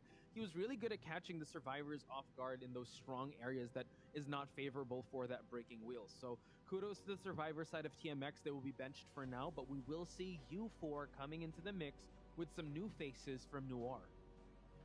Cocoa and Glass will be the new facers, and we can see Night Owl and DDD as the original members. And like as usual, we can see U4 on the Hunter side. Nào, round đấu 1B. Bây giờ Noi đang có rất nhiều lợi thế với trận thắng 4 của Oxygen trong cái round đấu đầu tiên rồi. U4 sẽ phải cố gắng cân bằng lại tỷ số cho bên phía TMX. Anh ta cấm đi tiên tri trong cái lượt cấm đầu tiên của mình. Noi đưa ra hai lựa chọn tiền đạo của nữ chủ tế. Nio, Kokua, Glass và DDD. Ok. Họ thay hai survival luôn. Một là Aurora và hai là Oxygen sang Hunter đánh. Tiền đạo chủ tế là lựa chọn đầu tiên. U4 cấm tiếp để tạp kỹ. Và bác sĩ tâm lý đang được đưa ra đến từ Noi. Cậu nghĩ U4 sẽ đánh mộc phù thủy à? Học biết tâm lý nghĩa là đang muốn counter mộc phù thủy. Basement rescues from Priestess, I mean, if it's done really well, especially if it's S-Batch Priestess now, I mean, it's probably gonna be as easy as 1, 2, 3. So, there we go. Yeah, and we can see the confirmed pick on Psychologist on the North Survivor side, and not too sure what Yu is gonna pick last, but I'm thinking Mercenary. Mercenary for wait, Entomologist. Cấm đi nhà côn trùng học. Lính đến thuê đang được thả. Mỹ nhân cũng đang được thả. Tuy nhiên thì Noi đi ra lựa chọn đó là đưa thư.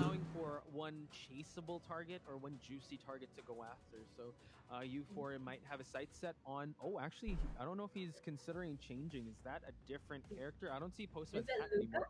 I think that's Prospector. Is it? Wait, hang on. It's like Lucky Guy at the same time. I don't know. I don't know. I need. You know me, Chocho. I might. You know me too. It's a patient. Okay, my bad. So Albert. The patient coming to the mix. We got the lovers. They got that unique speed boost that they can actually just activate when they're near each other. So they don't opt for that postman. So it's actually pretty cool. I would say a good lineup for the chaseability of these survivors to actually be really hard for him to go for. I mean, maybe you want to just get rid of the hooks. Maybe you want to get rid of the psychologist. But thing is, U4 is going to have to invest time in that. And I think that's what they're kind of banking on since they don't have a dedicated decoder in their lineup. This is actually an amazing team comp just because they have very kind of fast decoding because from the psychologist as patient as well. Support from the priestess portals, and if forward were to go an OB and he is half blood, psychologist can actually suck his blood and then heal, yes, heal and they can heal. U4 sẽ đánh cho mình đó là Galati. Không có Dreamwick nào ở đây hết vì đơn giản là đội hình của nó. Con cuối pick là bệnh nhân các bạn ạ, không phải là lính đánh thuê. Vậy là một đội hình đi code khá là nhanh nha. Bệnh nhân đi code nhanh, bác sĩ tâm lý đi code nhanh.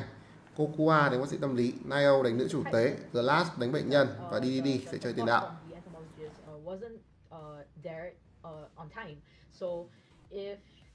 I'm not too sure how this time, but we can see now as expected on the Priestess, Kokua, Psychologist, Glass, Patient, and DD on the forward. Got the definite pick. Sorry, I also noticed that Kokua and Glass are the lovers, so they have to be in tandem, and they are the new faces of Noir. So my eyes are particularly on them because we were kind of getting ready for the known survivors of Noir being Aurora and DDD, but then the switch up of Oxygen as well. So yeah, I'm excited to see how well they perform in this match, and also how if they're able to kind of put in the hours and be in sync with the main members, which is Night Owl and DDD. And this seems pretty support heavy from all sides. So likewise, they can't give a lot of presents to you because we've seen you sculptor before. Second skill, very crazy as well. So if the first kite is long enough, then I think they should go for rescue. But if the first kite is pretty short, I am hoping they go for the one rescue and then just abandon the second rescue if Cypher's not enough. Because second kite on psychologist is we've seen just now it's not too strong, except when we saw Zhao Kan's better actually to really support. So yep. Yeah, and we will be entering the match with me, Chocho, and Plot Spice. Yeah, so here we go. U4 making his way around the map here. Gonna run into two survivors, Glast and DDD here. So DDD still standing his ground. Nào, chúng ta sẽ đến với round đấu 1B. Liệu U4 có thể cân lại được tỷ số mà trước đó Oxygen đã lấy của TMX hay không? Vừa rồi là một tình huống khá là nguy hiểm cho Glass. Tuy nhiên anh ta không mất máu và xử lý được một tấm ván, ép cho Yu phải phá ván đi. Bây giờ bắn móc đi cũng tốt luôn rồi. Có vẻ như là tình huống cai đầu của bên phía Noi nó hoàn hảo hơn bên phía TMX rất nhiều. Gạt tượng không lấy được một chút máu nào cả. Có vòng support đến từ nay không? Toang cho vị trí của U4 thôi.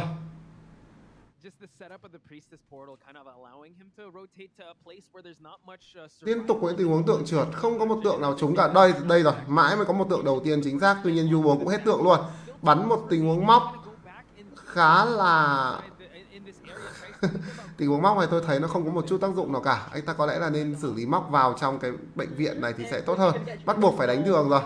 Máy của bên phía Noi đang đập rất nhanh. Tượng của U4 thì trượt hết. Glass có vẻ cai rất ghê. Anh ta né sạch tượng của đối phương. Tốc biến. Có đòn đánh. Vâng, và có hồi đòn dành cho U luôn. Vậy là máy đầu xong cho bên phía Noi. Tuy nhiên máy thứ hai và thứ ba thì mới chỉ được 70-60 mà thôi. Cách người treo ra khu vực trước nhà nhỏ. Một cái ghế khó. U4 làm gì đây? Bị lag à? DDD có lẽ sẽ là người phải bỏ máy để di chuyển đi cứu. Trước đó là có một tình huống gọi vòng xa rồi, phát hiện được phương hướng của DDD. Tượng đặt ra là không hề có một chút tác dụng nào. DDD đang di chuyển đến từ xa. Anh ta bị bắt hướng luôn rồi, đâm bóng vào chăng? Không đánh thường trúng được. Đối phương đâm bóng và gần được ghế rồi. Tượng đặt ra liên tục là trượt của U4. U4. Một cái tượng cuối cùng. Lấy được một... Rồi lấy được 0,75 máu của vị trí của DDD luôn. DDD không hút ngược lại. Glass sẽ có một tình huống bắn móc vào gần khu vực vòm để cai. Bây giờ thì tượng không còn một chiếc nào rồi. Glass sẽ có thể vào ván một cách cực kỳ thoải mái. Hút bóng thì sao? Không. Bên kia thì DD đang có vẻ như muốn đứng chờ ở bên trong ở khu vực tầng 1 của cái bệnh viện này. Tuy nhiên thì Glass cai luôn ra khỏi bệnh viện và có hướng về vòng xa. Anh ta vào được vòng xa rồi. Truyền máu cho tiền đạo. Biết vị trí đối phương đang hồi máu cho nhau luôn. U4 cắm cọc ra và sẽ có những tình huống đắt tượng. Anh ta vuốt tượng hơi vội vàng. Thực sự là như vậy. Bây giờ không còn một cặp tượng nào hết. Nio cũng không dám heal một cách thoải mái. U4 anh ta, đây là một vai anh ta đâm đầu vào chiếc ghế. Anh ta đi di chuyển lỗi luôn rồi. Glass sẽ có thể cai tiếp. Và 3 máy, 4 máy đã xong cho bên phía TMX. DD đang bốc máy trên tầng 2. Kokua truyền máu cho DD xong thì anh ta bốc máy ở tượng. Và hai thành viên ở bên phía Noi đó là chủ tế cùng với bệnh nhân đang hồi máu cho nhau luôn rồi. Quay sang đuổi tiền đạo. Lấy được 0,25 máu của đối phương. Và DD vẫn còn cho mình nửa trái banh để có thể câu kéo trong tình huống này. Tượng trúng. DD gục luôn rồi. Nửa trái banh anh ta không được sử dụng. U4 có vẻ như quan sát máy khá kỹ. Anh ta sẽ lại treo người ở khu vực trước nhà nhỏ. Còn máy tầng 2 Noi có muốn đập lại máy hay không đây? Có. Kokua đang là người lên đập máy. Và bây giờ sẽ là hai người đi cứu cho bên phía Noi. Một cặp tượng đầu tiên trúng vào Nio rồi. Nhưng mà có một người đang vòng đến máy. Có một người đang vòng đến ghế. Đó chính là Kokua. Họ không muốn để người ngồi ghế. Rồi đó là Glass. Đổi phấn khích đến từ U4 và có một tình huống Tero sốc. Lật kèo là đây chăng? Nio không vào ghế được. Nio không vào ghế được cái máy cuối 50%. Xách luôn vị trí của Kokua ra. Nio đục vòng nhưng mà Hunter bỏ người xuống. Anh ta sẽ di chuyển ra phá vòng của đối phương. Rất hay. Vẫn đang ép được đối phương. Rồi Nio phải cố rồi. Tượng trượt. Rồi đặt tượng thế này. đặt tượng thế này. skill and Không có Tero Sóc cứu được người rồi. Máy sẽ ram kịp cho Noi. Máy đã 90. Wow. Máy đã 90. Tượng đặt ra là không chính xác.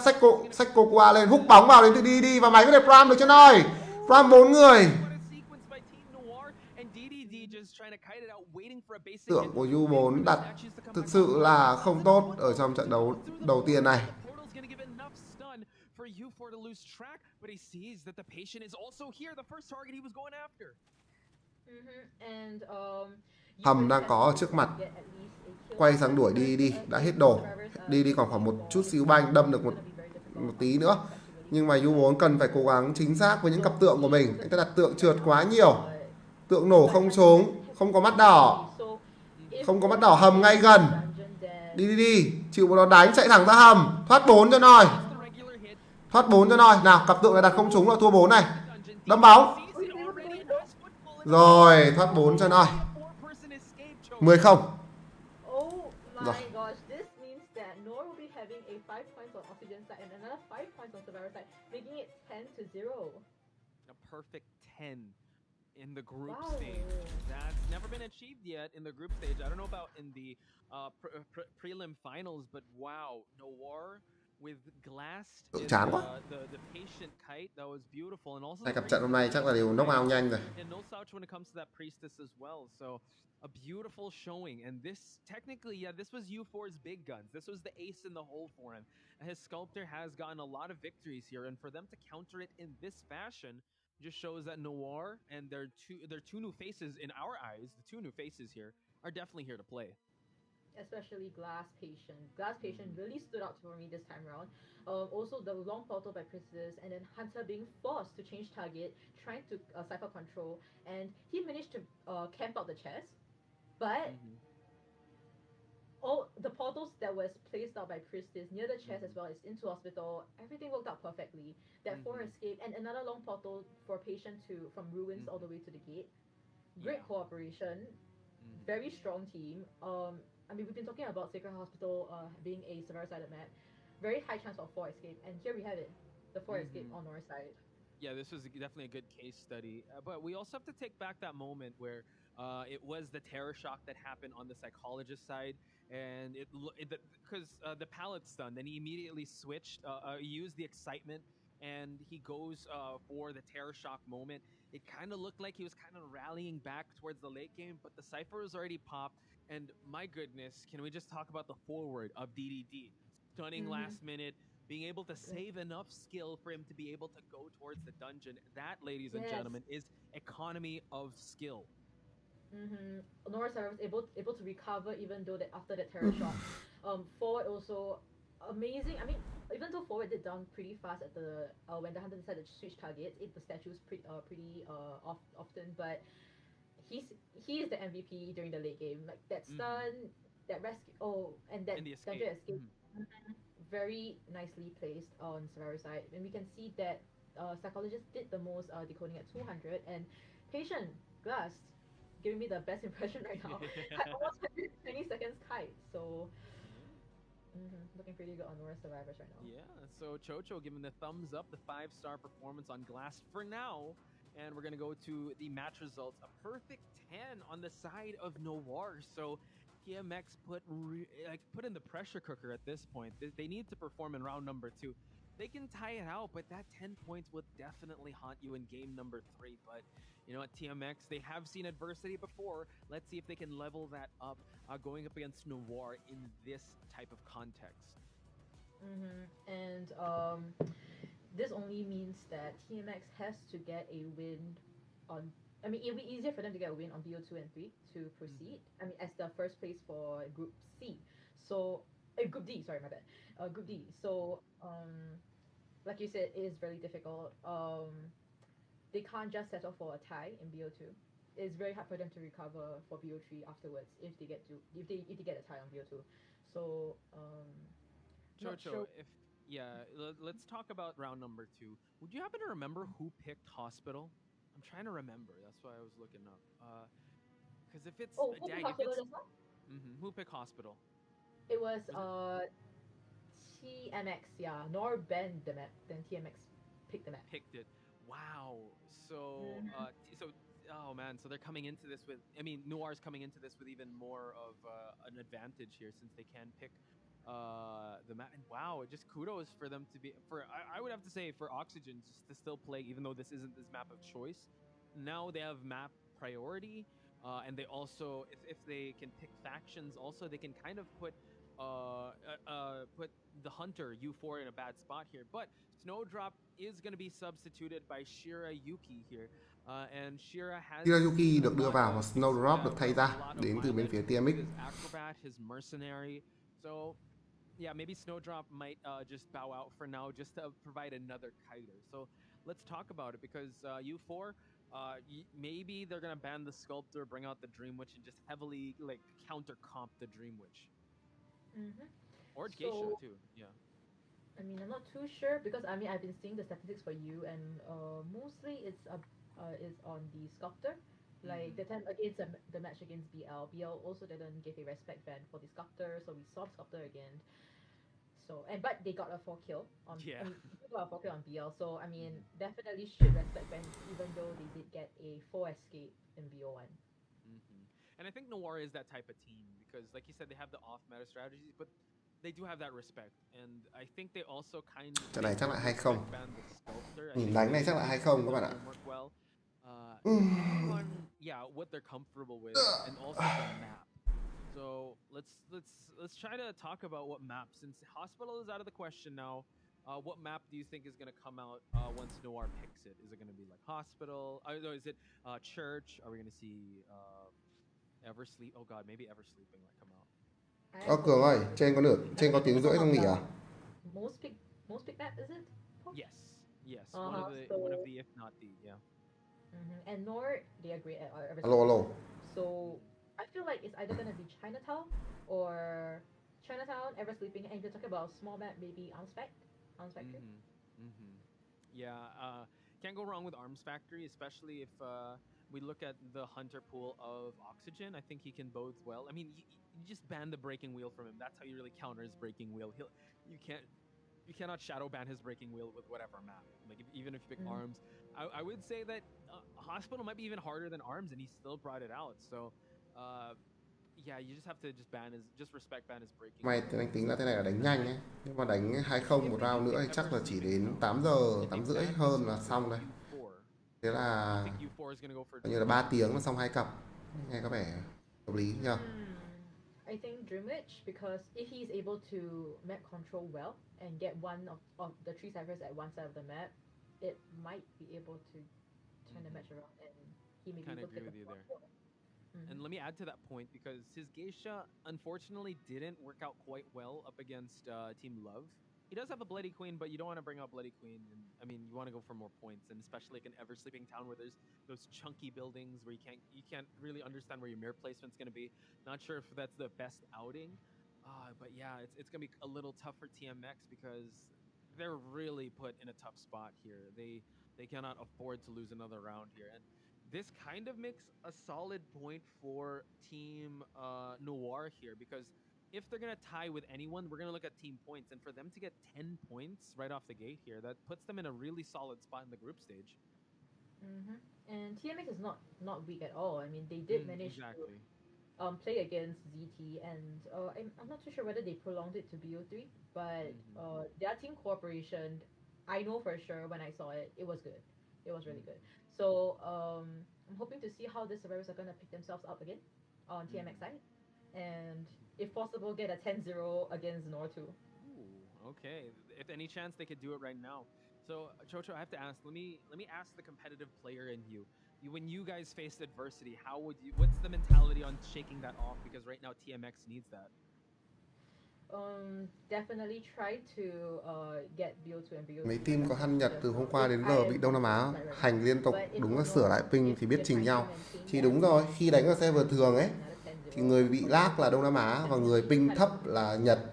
Nhưng mà nếu mà đánh vào server thi đấu ấy thì người ping thấp là Đông Nam Á và người ping cao hơn là Nhật. Nói chung là bên Nhật chưa chắc đã bị lag đâu. Giống như hôm qua tôi nhìn là U booster xong là ping khoảng 60 á. Thế nên là cũng không đến mức bị lag lắm. Nhưng mà nói chung là hai bên cùng không bị lag thì mới nói rõ được thực lực, đúng không? Bây giờ chỉ còn mỗi cái team BL, không biết là ngoại binh như nào. Thật ra team Noi này cũng là team ngoại binh này. Team Noi là team ngoại binh này các bạn. I'm gonna like small hints Oxygen Clark. Yeah. Ooh, little Yeah, small I hint? mean- Okay. Or big hint. But I mean, he does play a lot of characters. I mean, we have seen Nightmare get a 4 kill at Devastating Town. Yes. He does have a Nightmare as well. And Nào, chúng ta sẽ đến với ban pick của round đấu thứ hai. That plays many hunters, and he do have those basic skills for each hunters.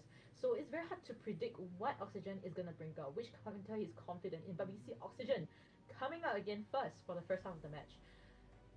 Here we have it, ladies and gentlemen. So let's see if Aurora's prediction is not a prediction, but a spoiler. I want to see some Clerk, because I want to see the Clerk be battle tested, right? Yesterday wasn't the Vẫn là Oxygen thi đấu round 2 cho bên phía Noi. might actually bring Và chúng out the ta best sẽ in có everyone, because we 4 wanna lượt be able cấm to find cho anh chàng Oxygen này. solidify a placement on the tier list for Clerk, but MP made a solid case that she is counterable and she is great hunters can bleed. So we're gonna find out now. I don't know. If it's a Clerk, you got me excited, Chocho. I'm gonna be so disappointed if we don't say a Clerk. I'm kidding. But for sure, I suddenly had this thought in my head. Let's hear it. Could Oxygen bring it out Gamekeeper? Oh my God, you're right. That was so crazy. Right? He brought up Gamekeeper in the community tournament, IVA. Hey, his Gamekeeper got like 4K. So man, if he brings out Gamekeeper, no, that was. I'm even more excited. You got me more excited now for this one, and I hope everyone is excited in the chat. I do see some familiar faces once again. Christina X, 3uns. We got Celicious. I can't say the first part because you know what. Ây da, Oxygen chắc là sẽ bị cấm Polun map này rồi. Đây là đây là thị trấn say ngủ. Oxygen cấm tiên tri và chủ tế của đối phương. Anh ta chắc chắn sẽ mất Polun và anh ta sẽ đánh nhân vật gì ở trong cái map thi đấu thứ hai này đây. The priestess as well as the seer. At this point, I don't think the seer is even a character in the game you can get. I have not seen the seer at all this weekend. Yeah, that's right. And Polun bị cấm. Tiền đạo và tạp kỹ là hai nhân vật đầu tiên mà TMX họ chọn ở trong ván đấu này. Tiền đạo có lẽ sẽ cho vị trí của Chanin hoặc Basic, còn tạp kỹ là cho Shirayuki rồi. We were talking about Gamekeeper just now. I mean, he is the legendary A11 Gamekeeper that I always tease him about. So yeah, you know, A11 is always so close to S, but it's not so. So close, right? He's the gatekeeper for S badge, gamekeeper, so he just wants to keep everyone at bay. But we're gonna see a ban of the patient. I think patient it counters the gamekeeper. I think we might see some. Well, no, actually, you could just hook him. But we're gonna see mercenary, pretty standard picks. I like the forethought of TMX here, just like brawling up and just being able to be very well rounded. Now, entomologist gets banned. Psychologist is for the picking, but it seems like they're hovering towards postman. And I mean the ban on entomologist. I don't know if I'm like addicted to. Lính lính thuê cùng với đưa thư là hai lựa chọn cuối cùng mà TMX đưa ra, và bên sẽ là lựa chọn mà Oxygen anh ta lấy ở round đấu thứ hai này. Tôi đã nói trước đó về việc Oxygen có thể chơi con bên và anh ta khóa vào bên luôn rồi. Noi đang thắng 10-0 ở round đầu và đây là cơ hội để cho rất là lớn để cho Oxygen anh ta cầm con bên vào chơi, bởi vì nếu mà thế trận nó xấu chưa chắc là Oxygen đã thầm đánh bên đâu.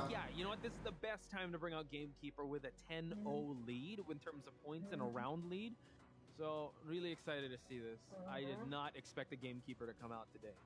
Yeah, I mean for sure it's very risky, but I think Oxygen. I mean I think he is confident in himself, in his gamekeeper as well. So hopefully he'll be able to get the tie. But let's just talk a bit about Oxygen's gamekeeper, how his playstyle goes about. He is gonna go into the match. Firstly, wherever he spawns, he's just gonna put lots of traps.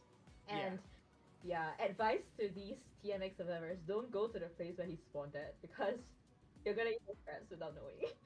Yeah, and what's crazy is, I mean, we've seen highlights of his gamekeeper, right, in community tournaments, and he knows like hook placements that I've never seen before. But then again, we haven't seen that much gamekeeper, but he's just so on point. He is a sniper when it comes to hook placements in this map in particular. Like the corners, he just knows where there are no like real estate, or there's no like statue or like placements of boxes and stuff. So Yeah, you're gonna have to constantly look over your shoulder when you're kiting this gamekeeper, ladies and gentlemen. So everyone in the chat's like super popping off now on this gamekeeper pick. And we actually this team comp is doesn't counter oxygen at all. In fact, oxygen counters them because as whenever Acrobat uses his bobs, it's gonna what do you call it? Pull him back. What do you call it? Chain. Yeah, and then for Postman, your dog is not gonna be of use at all because he's also gonna just hit Exactly. you. Mercenaries pet as well. Forwards balls also. So this is gonna be a very difficult match for TMX Riverside. Yeah, let's see if they're gonna be ready for Nào, the chúng ta cùng xem liệu bên phía TMX họ có cơ hội để lật kèo trong cái ván đấu này không. Đầu tiên để lật kèo là họ phải thắng cái round đấu thứ hai này. Họ bị thua 10-0, đó là một điểm số không thể nào vượt qua được. Đang có một tình huống mà Oxygen đặt trap ra luôn rồi. Bên này Basic sẽ bị Hunter phát hiện. Đâm bóng đi, anh ta không biết là Hunter có kéo hay không. Ván sẽ được hạ xuống, kéo. Rồi, Basic đi rồi. 2 chiếc trap được đặt để khóa cái khu vực biệt thự này lại. Khá là khó chịu đến từ bên phía của Oxygen. Ván sẽ được lật xuống. Trap tiếp tục được setup ra. Đâm bóng đi cực kỳ xa đến từ vị trí của Basic. Anh ta đâm vào ván luôn, nhưng Oxygen kéo dây đến. Kéo dây thứ hai, tiếp tục là một tình huống làm chậm. Nhưng mà cái dây không còn nữa rồi. Oxygen đối phương đâm bóng đi một lần nữa. Bóng được dùng cực kỳ nhiều trong trận đấu này. Basic, anh ta sẽ vào kịp ván. Rồi, tiền đạo để bị đánh xuyên ván. Nát đến không thể nào nát hơn đến từ Basic. Chắc là bên Việt Nam sẽ knock out cái trận đấu này rồi. Chứ còn ông tiền đạo cay như thế này thì lấy cái gì đã chơi, đã đồ cũng hết rồi. Bây giờ ra ghế làm ăn được gì với con bên này ta? Hiến luôn thì sao? TMX có muốn hiến luôn hay không? Oxygen biết phương hướng của lính thuê rồi, nhưng ta không soi được vào lính thuê. Soi vào tạp kỹ của Shirayuki. Trap được setup ra. Hình như là TMX đang muốn cứu à? Nhưng tôi nói thật với các bạn là cứu quả này không lời một chút nào cả. Cứu quả này không lời một chút nào cả. Máy thứ hai sắp xong rồi. Vào ghế đến từ vị trí của Yune, kéo dây trượt, cứu được, block được. Basic có thể cai thêm, nhưng ta không còn đồ đạc gì nữa thì chơi làm sao với con bên này đây.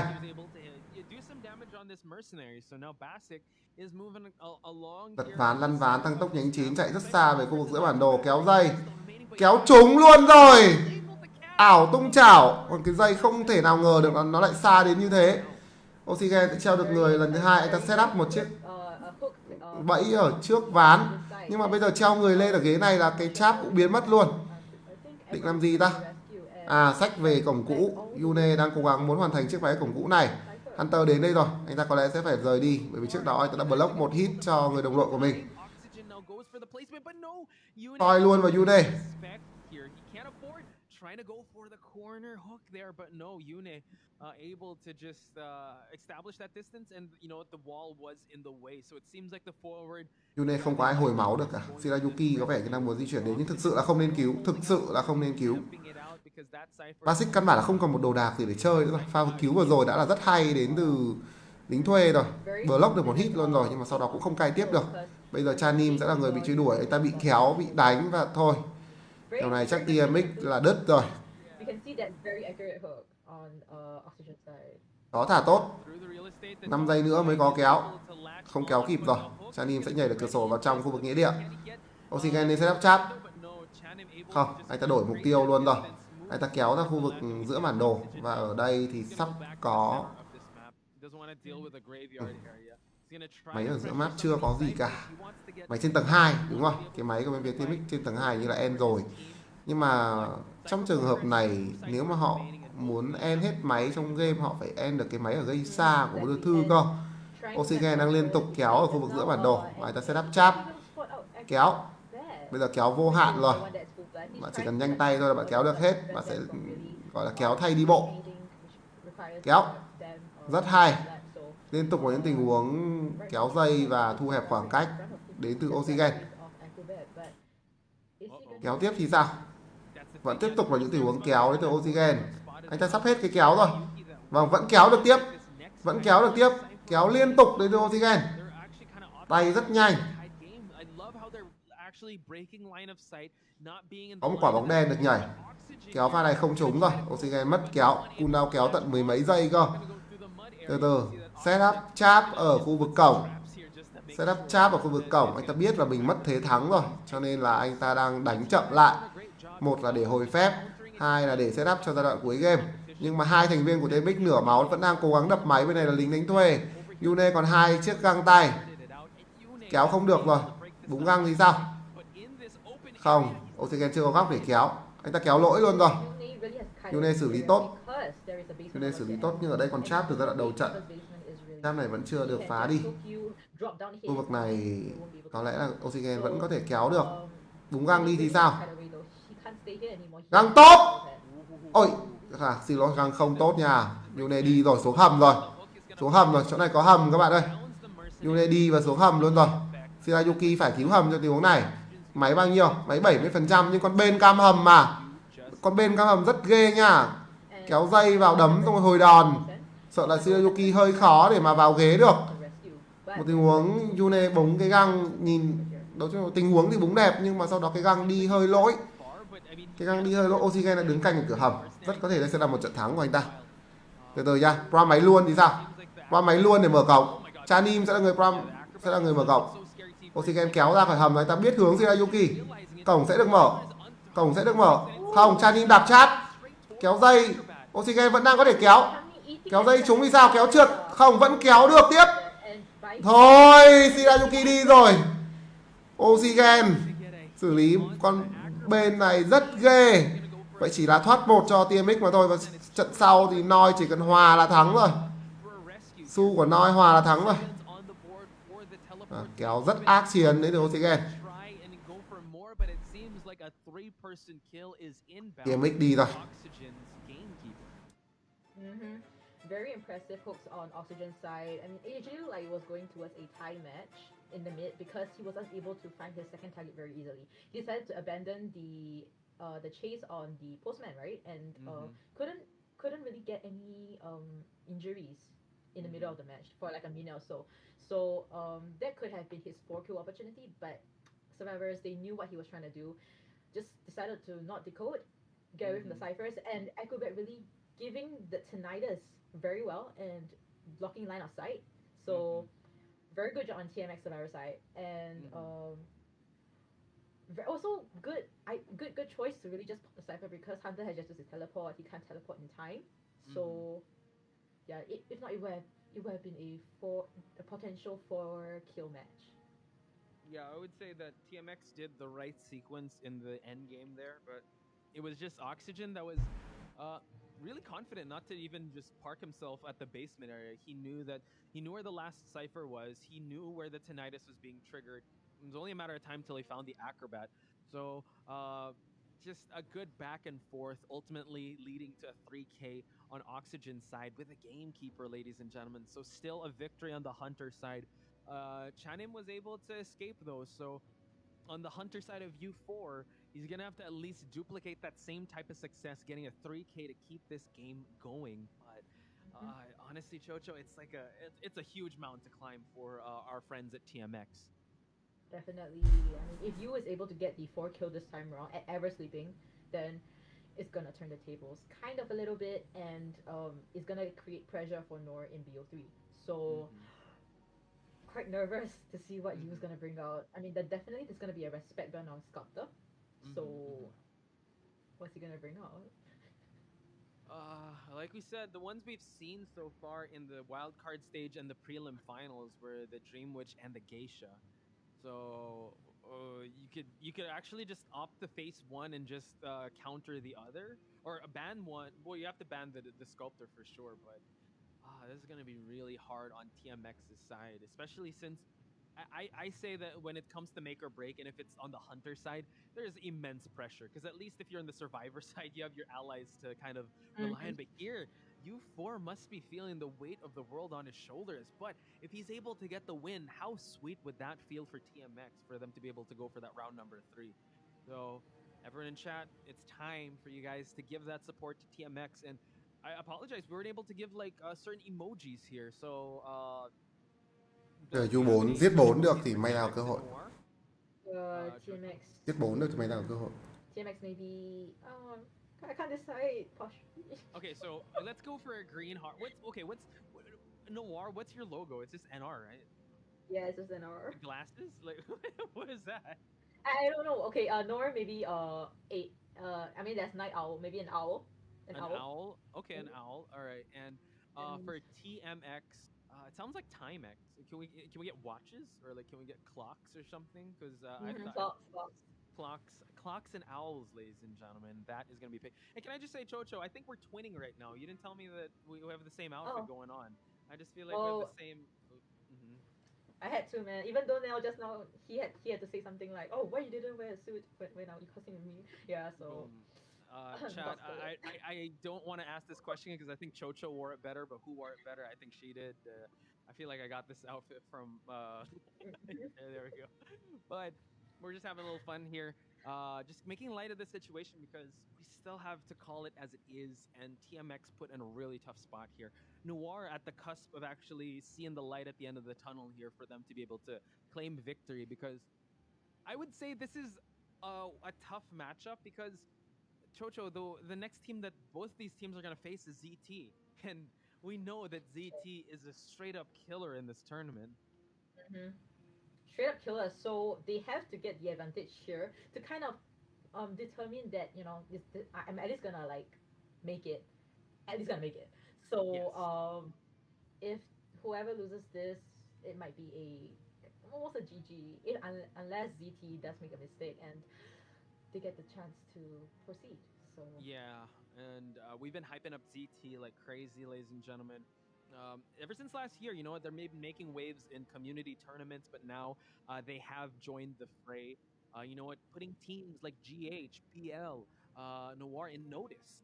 So that's something that you got to wait out for because I think we're gonna see the schedule of tomorrow's matches. They might actually be mm, playing then, but that's why it's so important for either Noir or TMX to gain this victory because them going up against ZT is actually going to be a MP tough sẽ gặp ai trận kế? Trời ơi, tôi we're đăng hết lịch đấu bảng đấu lên trên how this is going to fanpage turn rồi out. xong vẫn vào Once again in the chat, hỏi xem là TMX gặp ai, bao giờ versus đánh, đau đầu các bạn thế. well, Check thông tin cái là ra mà. Noir Mệt mỏi. Owls for Night Owl. MP But sẽ yeah, gặp team yeah, còn lại của having bảng a little A, fun. là team WP ở trong trận đấu tiếp theo của ngày mai lúc 5 giờ chiều nhá. because he's Ah, always awake. he's ranking Talking at about 4 his a.m. feelings. Oh, talking about his oh, feelings.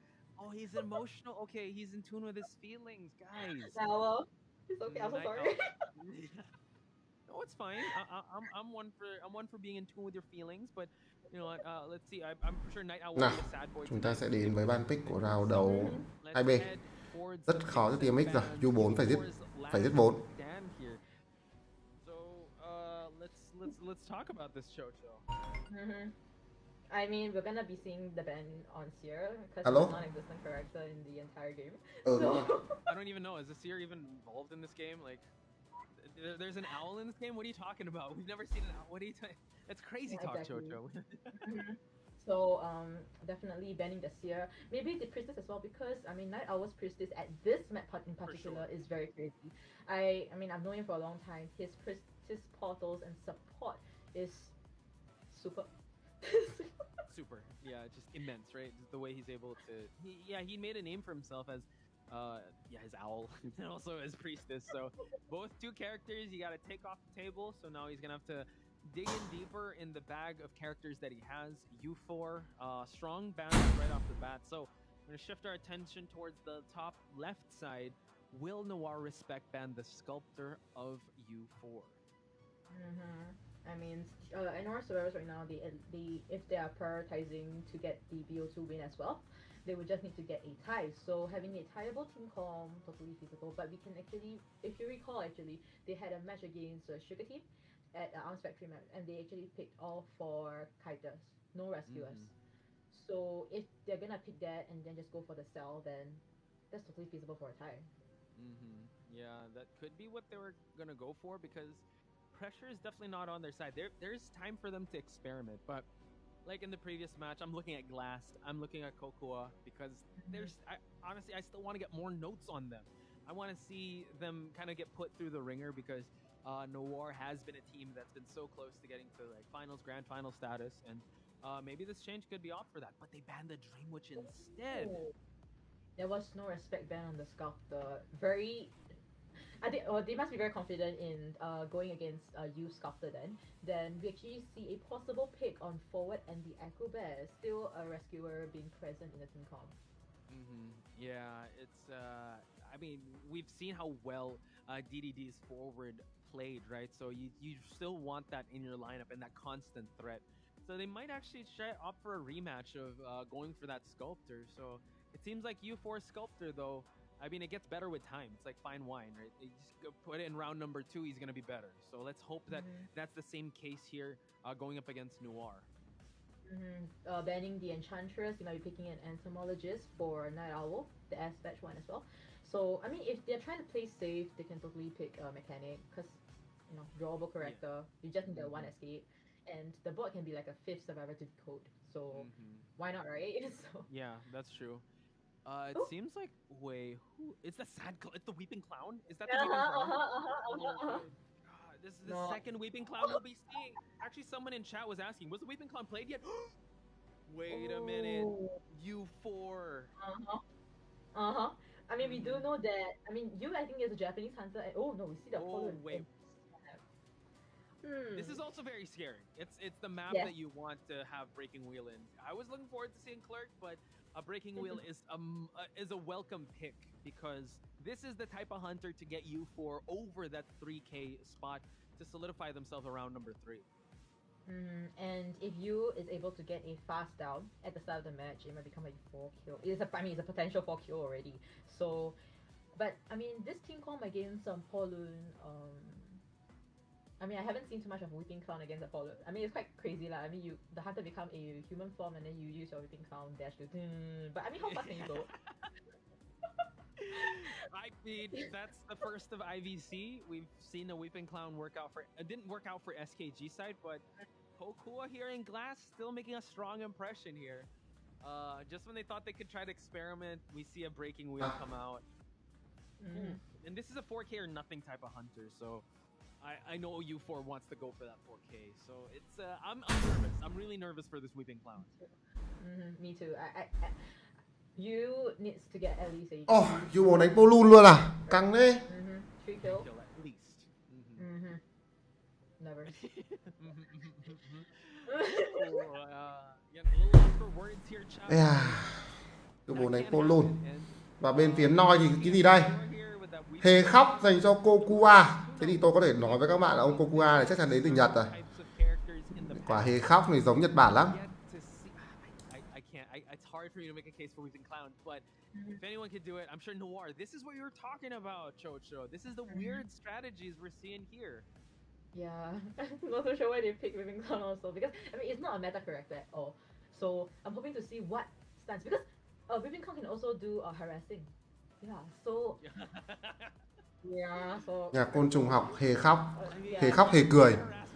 Ok, hề khóc hề cười đều có trận đấu này. Yeah, I know, right? Hề cười là con diễn viên tạp kỹ. Cuối cùng là con tiền đạo. Kèo này thực sự là hơi khó cho Polun. Mọi người ạ. Kèo này thực sự là hơi khó cho Polun.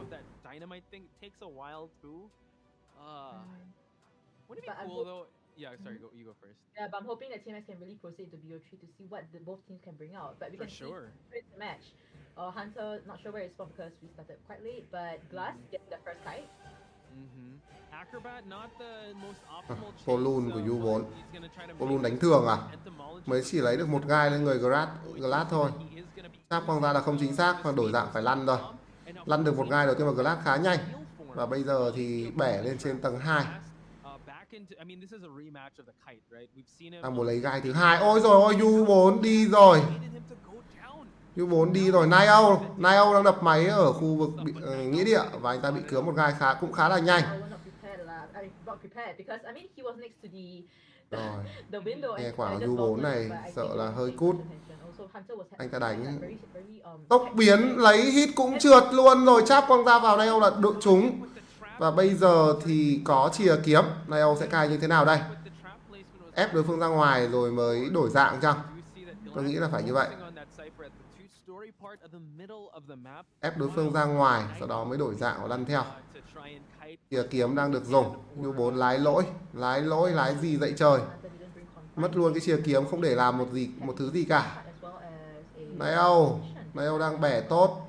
Hunter thì bẻ không thể nào mà dễ được như con ong của Nail. Nail xuống ong rồi. Bây giờ có lẽ đổi dạng là tiền đạo sẽ húc luôn. Húc không? Giật gai. Ok, tiền đạo của DDD đang ở đây rồi. Húc quả này hơi khó. Ôi dồi ôi. Húc quả này hơi khó. Húc pha vừa rồi hơi khó. Một tình huống mà DDD không thể nào húc được. Quả đấy chắc là Nail không hiểu ý. Anh ta phải nhảy cửa sổ ra. Nhảy được cửa sổ ra là DDD húc được rồi. Bây giờ thì đổi dạng ngay lập tức và lăn sang DDD. Đã lẽ ta nên vứt một cái cháp. À, hình như vứt rồi đó. Vứt một cái cháp ở chân ghế. Một gai đầu tiên được cứa vào DDD. Cháp có còn hay không? Muốn lấy gai thứ hai. Đổi dạng. Phải lấy chiêu rồi. Quăng cháp ra. Quăng cháp ra. Ô, cháp gì ấy? Được rồi, ok, cháp này ra Nail cũng không bị dính luôn. Ra ông U4 này không biết đánh Polun nữa. Đánh kiểu đánh cho có thôi chứ còn thực sự là nhìn là không biết đánh đâu các bạn ạ. Phải đổi dạng rồi. Phải đổi dạng rồi. Có lẽ là muốn lấy gai đầu tiên vào sau đó chia kiếm ra. Hai gai rồi, đổi dạng luôn. Tiền đạo đâu? Vâng, có một tình huống Kokua húc tên lửa trúng được vào vị trí của U4. Nail được giãn khoảng cách rồi. Ong phải bị đánh. Bây giờ thì đối phương đi bên nào, Nail đi bên ngược lại mà thôi. Game có vẻ rất dễ. Bây giờ bắt buộc phải đổi dạng rồi. Kokua vẫn đang ở đây để cover cho người đồng đội của mình. Hề khóc, hề khóc. Còn hề khóc này giống của Nhật lắm chứ còn Đông Nam Á làm gì có hề khóc như thế này. Thế là Noi không chỉ có một ngoại binh, họ có khá là đông ngoại binh luôn á. Tầm này chắc là Noi muốn lấy vô địch rồi chứ không họ còn mạnh hơn cả BL. Pipicha thì cũng chỉ là một mình ở vị trí Hunter mà thôi. Rồi húc thế này thì làm sao mà bốc được người. Kèo này Noi chỉ cần hòa thôi là họ 2-0 trắng rồi. Tôi không nghĩ là TMX có cơ hội nào nữa. Cháp lỗi luôn. We can actually see that the ciphers are popping left, right, you know, and we had the last cipher at 40%. I think it's at the green. Khó quá. Còn chưa đưa được Nail lên ghế lần 2 nữa. Oh no, great match already. Oh, it's popped already. Okay, so they have to. Oh, this 35% one is gonna be tough. It seems like the Acrobat is the one on cipher popping duties. Since everyone is here, we do see that DDD had to use the dash to move on away since he has two spikes. Nail đã được gỡ gai rồi. Bây giờ tốc biến vào để kết liễu anh ta một lần nữa. Thế này thì DDD với cả Kokua. Ui dồi ôi, hai thứ vào cùng một lúc luôn. Cả bóng và cả tên lửa đều được thả vào cùng một lúc. Thực sự rất khó.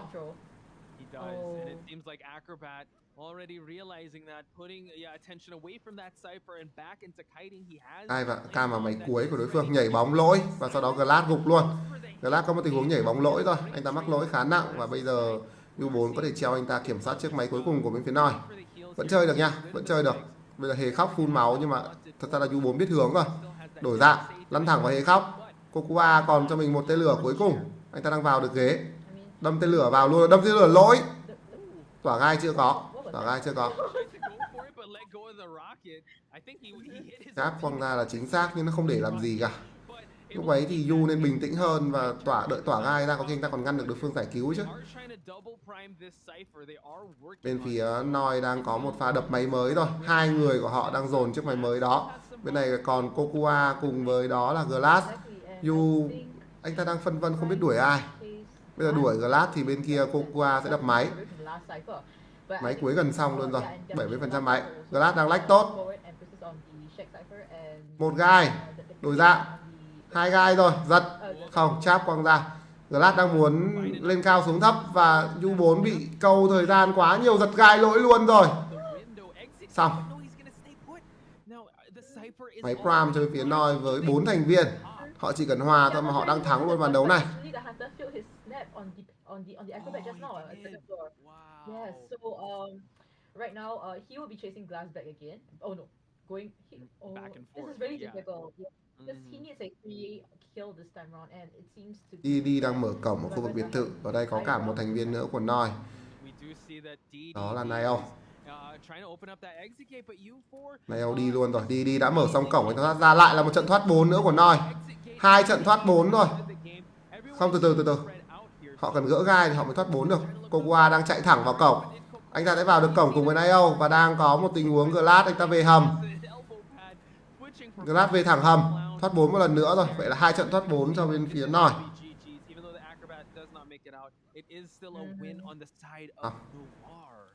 Yes, exactly. And you know what?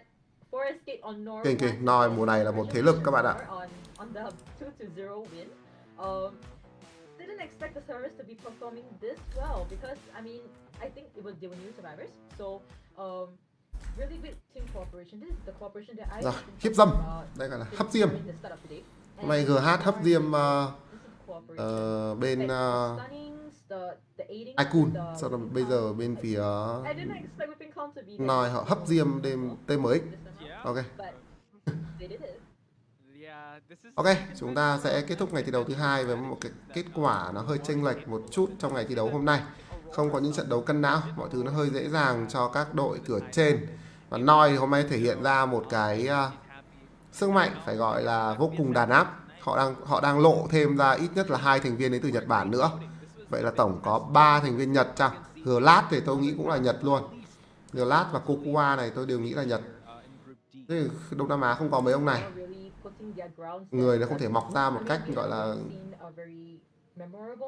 từ hư vô như vậy được. Rồi, Noi sẽ là một thế lực của cái IBC năm nay với những gì chúng ta đang nhìn thấy. Ok, vậy là trận đấu ngày hôm nay đã kết thúc. Cảm ơn mọi người đã theo dõi và hẹn mọi người vào ngày mai. MP sẽ thi đấu lúc 5 giờ và sau đó là cặp đấu nữa ở bảng B của AX cùng với cả Rename. Ok, bye bye mọi người. Chúc các bạn buổi tối vui vẻ.